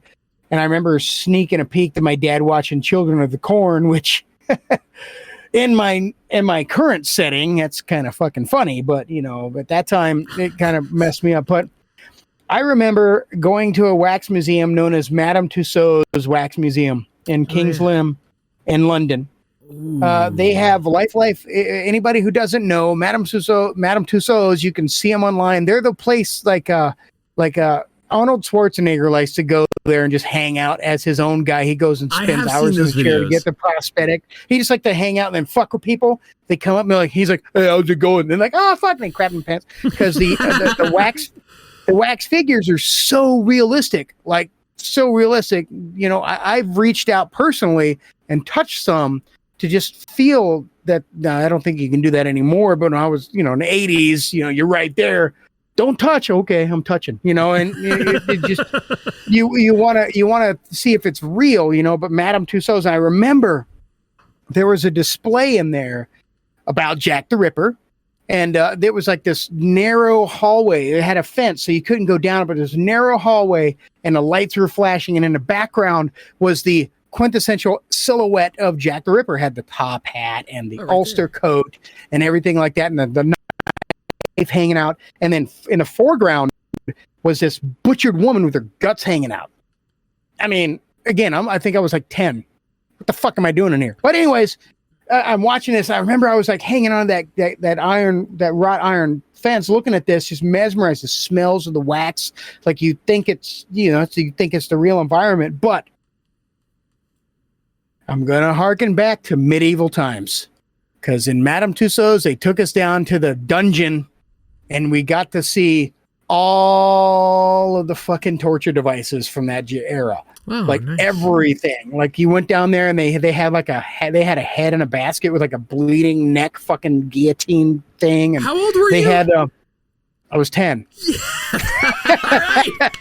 It all makes sense now. I have no memories like that from my childhood. Oh, dude, man. I remember we went down there. They showed the Iron Maiden, and they showed like, have you ever seen, I don't know what it's called, but I actually think it's called like, I don't think it's the Iron Horse. But basically, it's like a tripod with a fucking spike on top of it. And they would make people stand on this, and then the spike would basically go in your asshole. Yep. And you would have to hold yourself up as long as you could, and you just kind of just slide down onto it. And then, oh my God. And then the pair of something is called the pair. It looks like a catheter that they put in a female part, but the thing would open up like a fucking. Oh yeah, with put blades it in there, and all sorts of stuff. Yeah. They were just, and they, oh my God, man. So they took me through this, and I remember so vividly all this shit, and the tour guide's like, "Yeah, this was fucked up, and this was fucked up, and this was fucked up," and I walked out of there. I was like, "Wow, that was really fucked up." Mr. Gray's going, Mr. Gray, little Mr. Gray as a 10-year-old's going, "Yes, and then." Yeah, well, it's kind of weird because I think I really, really feel like that was when I started going, man, the darker shit in the world is intriguing to me. Like the world, everybody's like, at that time's like, we are the world, we are the children. Everybody's fucking like, oh, kumbaya, let's hold hands. No, fuck that. That's not the world. This shit I just saw here, that's the world. People are fucked up. This is what we do to each other. And that was amazing to me. And I really think that is the number one on my list, because I think that's where I turned into the weirdo that I am now. And that's why everybody gets to listen to me destroy you audibly. And it's so much fun. Did you, let me ask you, have you ever, the Wax Museum thing brings me immediately thinking of something that has toured around the U.S. and I think around the world, but was in Orlando a couple of years ago. And if it comes back, I am for sure taking my older kids to see it. And that's the Bodies exhibit. Have you ever been to see that? I saw that in Vegas. I did not see that. We had that here. We did have that here at the Jocelyn Museum here in town. I did not see it, but everybody was talking about it. Like, it was like just pieces, and like they had like they just had like the nerves and stuff just hanging out. Yeah, it sounds amazing. Those are actual corpses. I know. Preserved corpses, which is amazing. If you give me a few, I've got pictures. I'm upset I didn't go. And I'll throw them in Discord. Next time you do, just because you like and are fast, like my wife couldn't do it. She can't stand, those types of shots. She probably couldn't stand the wax museum kind of thing, even the gore section of the wax museum, the torture area as well. So getting her to go see something like that might be difficult for me, but I would certainly take my boy. He would go see it. He's, he likes that kind of shit. And I think my 16-year-old stepdaughter probably would too. So next time that Bodies Exhibits comes here, I'm going to definitely go check that out. Man, take my wife. She would want to go? She would. I mean, I would be fascinated to go, but like... Somebody's got to watch kids? Just kidding. Well, yes, but... Hey, just take your kids. They'll make great podcasts. No, that's something that she would like. She would love to go do that. I would have a good time. She would love to go see that. I would too. Okay, cool. Yeah, next time it comes to town, we're definitely going to do that. President Googs was pulling up the Madame Tussauds wax museum, and then we even got into every step of the way of the story you just told us, Mr. Gray. We were pulling up, like he was navigating through the website, finding the torture chamber, finding the different, torture devices and the implementation. Was he able to see that? I haven't seen that shit since the 80s, dude. Yeah, there's actual pictures, and then there's not characterizations, drawings and representations of some of the torture devices, like that little fucking egg-shaped pear thing that expands, and so fucking crazy, isn't it? That existed. What the fuck? Yeah. That's it's something that I've never really considered as an adult, but we took. It was in high school, so I was a little bit older than 10, of course, but we took a high school field trip. We went out to medieval times, and I never considered the fact that they were parading children through a hallway full of just torture devices. Yeah. It never, like, I was interested in it, but then like, all right, cool, I want to go back to my fucking phone. But that's kind of fucked up. No, I say that, I didn't have a phone at the time. Actually, I fought it. I didn't have a phone until I was 15 and driving. It became a requirement, which I get. It makes sense. He was a rebel, Mr. Gray. Oh, look at that fucking body on that chair or on that table right there. It almost looks like what is the picture with the guy with the arms? The Michelangelo? What is that? That's a quintessential name for that, President Googs. Oh my God. Yeah, that's a Da Vinci. That's a Da Vinci picture. Yeah, but this is Divine Human. The Divine fuck, I know what you're talking about. You know what I'm talking about. Yeah. Yeah. There's one of those torture devices in Madame Tussauds. The rack. President Googs. That's the rack. Yeah, that picture that right is there. The rack. Or the wheel. It could be the wheel too. The wheel's fucked up. That was the wheel. They had a body on that wheel being tortured. Dude, he was in wheel pain. I'm telling you. So good job. Well done. That took so long to burn into my head. That's 26 quip points right there. That was a good job. My jokes are so much better when no one laughs because it makes them more funny. That was the best. I'm gonna give this to you. It's delayed. Right on. Catch me outside. Oh wait, that was for last week's show. That was the last week. I forgot about that. My bad. Let me go back to the actual wheel pain. That was so good. It took a minute to get to the crickets. Cash me outside, man. We don't clear our queue of our sound awesome. drops. Give him a little Bill Clinton. Wonderful. Is Bill Clinton even in there? Yeah. If Cash Me Outside's still in there, Bill Clinton's still in there. I did not have sexual relations with that Totally woman. unrelated drops from other episodes. Yes. Sorry to sprinkle that on your episode. You see, you need to just drop those in there randomly. Somebody's like, I was out with the Boy Scout troop and we were eating marshmallows. I did not have sexual relations. You just need to drop those in there randomly for no fucking reason. All right, so I'm gonna give you a drop. And I want to see if you can guess. This is inside information. Our listeners know who this is. You know this person, but you may not recognize. Cool. You may not recognize the drop. Let me find it. All right. Here you go, Mr. Gray. Here is your drop. See if you can name this person. What on, Joe? What on, Joe? There you go. Damn, he nailed it. Yep. Not even so hemp delay. Hemp man. I know fucking hemp voice like there's no tomorrow. It's pretty unique. He came down and did an episode with us here in studio as well. He was here live in studio, which was pretty cool because he was driving through Florida and he did top 10 restaurants in Chicago off the beaten path. So and Yeah. he gave us some stories about how to survive on the streets in Chicago, and that's like some of the slang you would use. It's like, hey, what down, Joe? Would you like a black and mild? And then Ron's, of course, was like black and mild. Yeah. So you want to hear a funny thing about surviving in the streets of Chicago? Yeah, sure. I'm a mail carrier. That's what I do for a living. And right now, a lot of the country, as we know, is suffering from employment shortages. Absolutely. The West Coast in particular has been suffering for months. They're sending us out there and paying us assloads of money to pick up this mail because they have mail on the ground that's been sitting there for like 2-3 months. Like people are waiting for bills from fucking October still, Good you know, Lord. because they don't have anybody to carry it, right? Well, the new place they're sending people is Chicago. But here's the deal. They're sending you out in twos. Why? Because the danger. They're fucking killing mail carriers. I don't want that bill. Dude, Oh they're my killing God. mail carrier. They found a mail carrier hung in her truck, and they were like, she hung herself. Like, dude, you can't fucking hang yourself in these trucks. It's impossible. You can't Epstein yourself in a fucking mail truck. All right, it's not going to happen. So yeah, they're sending us out 2 at a time because one person delivers, one watches your fucking back. So places off the beaten path. No, I think I'll stay on fucking I-80. Thanks. Man, that's crazy. Yeah. That is- So So they asked me, Jason, you want to go to Chicago? I said, no. They might be I paying wanna- money, but they're not paying the Grey Rooms podcast money. You Yeah, know what I exactly. mean? No. Even if they were, it would nice. be worth it. Almost. Man, I'm so- right there, man. I'm this close. I got the I don't give a fuck attitude at work, which is because the wife gave me the green light, but that's it. So, but I guess that is the- concludes my the stuff for y'all, most important green light to get. The wife's green. Yes, it is. absolutely. Yeah. You could send Cliff Clavin and Newman to fucking Chicago. Let them deliver the mail there. Man, so She straight up said, if you're ready to quit, just quit. And I said, I can't. I gotta fuck with them.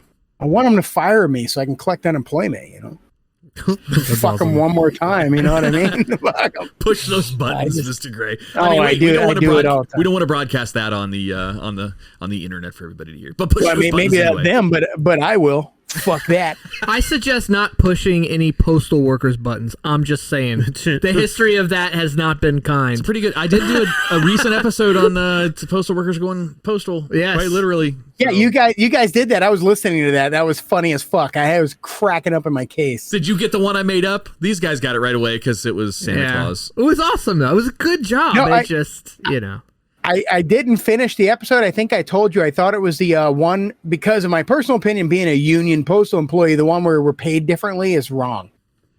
Like we're all paid the same. We're all paid the same. There's like somebody who did something because they weren't paid the same as somebody else. I believe it was like number 6 or whatever on your list. I was like, bullshit. We're all paid the fucking same. We got a union rate. That one might have not been the wrong one. That might have just been Adam not vetting the research he does on You the mean internet. we said something incorrect on the Twisted 10? Never. I don't believe you. Well, the United States Postal Service, we went on a strike in the 1970s. We shut the fucking country down, and then we said, you're going to pay us this, or you're not going to get your goddamn junk mail. And then they're like, whoa, we love our junk mail. And then they fucking paid us, and we get a X amount every year. We get paid the same. So if somebody's like, I'm going to kill people because I wanted this position and I didn't get paid the same as this person, that's a lie. We get paid the same. Nice. Inside information into the I'll give you the service. fucking pay scale. I'll give you the pay scale. This is what you get every fucking year. Boom. So, yeah. Well, yes, that was an incorrect story then. Good list, by the way. Yeah, Mr. Gray, this has been awesome. Thank you so much, Mr. Gray, for coming on. We appreciate your time. We know your time is valuable, so we really appreciate you coming on. Well, if it means anything, movies, murders, wax figures, nature, and my dad's taking my ass out to campfires really fucked me up. So, well, and like you said, and Fangoria magazine. Fangoria magazine. I fucking fell in love with that when I was like 11, 12. My dad let me get one. What? I don't know what Fangoria Google that is. shit. It was a magazine about horror movies, and it was like you went in there and he actually physically showed you, like, do you want to look like your arms falling off this Halloween? Well, step by step, and here's pictures, and they would show you how to fucking do it, and they'd show you how to like take the brown paper towels and make them hang off like loose skin, It was fucking. I love that magazine, and they broke down the movies, and it was like very graphic. Like Fangoria was like a big gore magazine, and I had that before I was 13. Thanks, Mom. Appreciate you. Nice. So, anyways, you guys are the best. Thanks for letting me just ramble on. I'm sorry, I just kind of just like ran my fucking mouth. That's what we do here. Good. So real quick, I got a little bit of show business to throw out there first. I want to give a shout out specifically to a handful of our council elders. So thank you. Nice. So thank you guys. So as always, we want to recognize you guys by the names you have given us, or your Discord names. So Thing 2110 Beyond Human, our newest council elder. Yeah. Thank you. Beyond Human. That's a good name. Come see me in the rooms. There you go. So Fluff, Louie, Regalia, Cerespa, T, Toughboo, Tycho. Thank you, everybody. Those, by the way, Mr. Gray, are our council elders. They get, so part of their Patreon package with us, they get all of the after show content, just like our council elder or our council members do. But they also get this really fancy, incredibly fancy Twisted 10 keychain, which is made out of sequoia wood from Washington, California, somewhere. Adam, I thought they were getting the council elder. That's badass. I thought they were getting an impression of your dick. Oh, they get that too. They get a they get a dick in a box. And you know, I asked you if you got the package I sent you. You know why you didn't get it? I have not got it yet. Why? Is it because it's going to Chicago? Can you see my video screen? I can. Yeah, a little bit. It's right here. Oh. I told the wife. I said, "Hey, I'm watching for a black package." I'm an asshole. It was underneath. It was I'm an asshole. No, so. You're good. Don't worry about it. Sounds to me like Adam was in charge of sending his own thing out. My poor patrons had to deal with that. Like Doozer that's here. He's actually in the UK. So shout out to our brother across the pond there.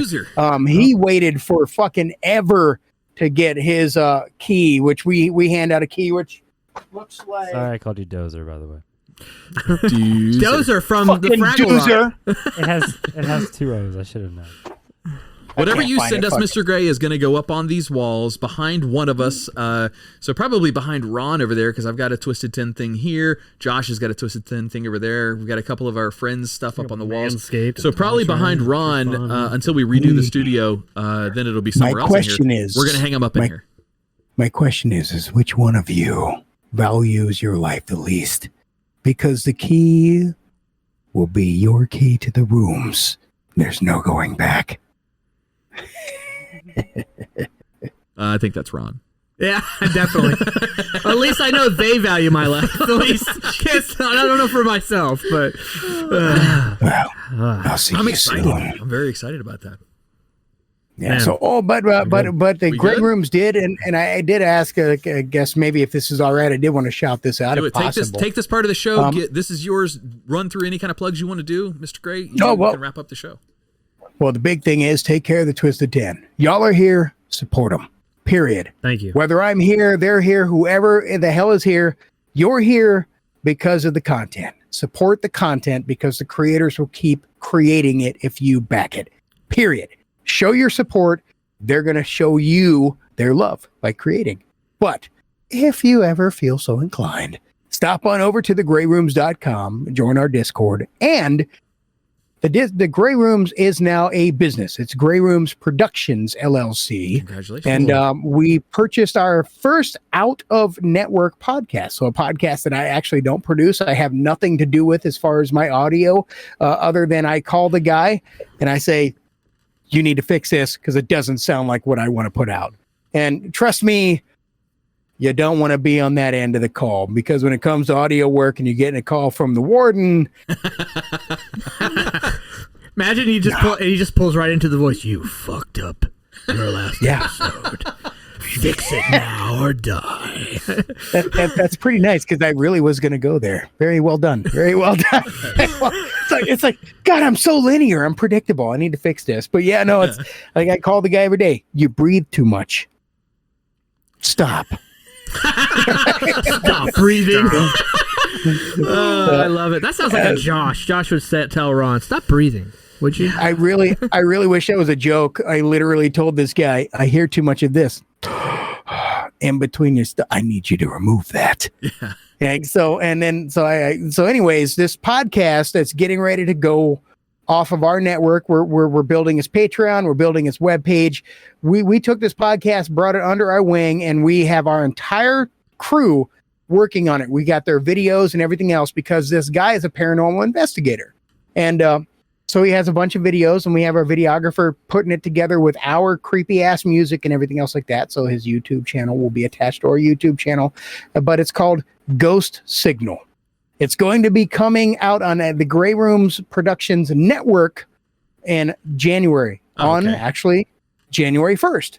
It will be that night, and you can check out Ghost Signal, ghostsignalpodcast.com, or you can go to thegrayrooms.com and check out our Ghost Signal stuff soon. It's not up there yet, but it will be. But if you're into paranormal, if you're into learning, like he just had an episode on Halloween where he broke down the history of Halloween, why we carve pumpkins and everything else like that. We used to carve gourds, apparently. I don't know, but it's a really cool documentary look into the realm of being a paranormal investigator. Very the guy cool. goes stuff, and actually, the Grey Rooms is sending him to locations to film and record live. So, that's cool. There you go.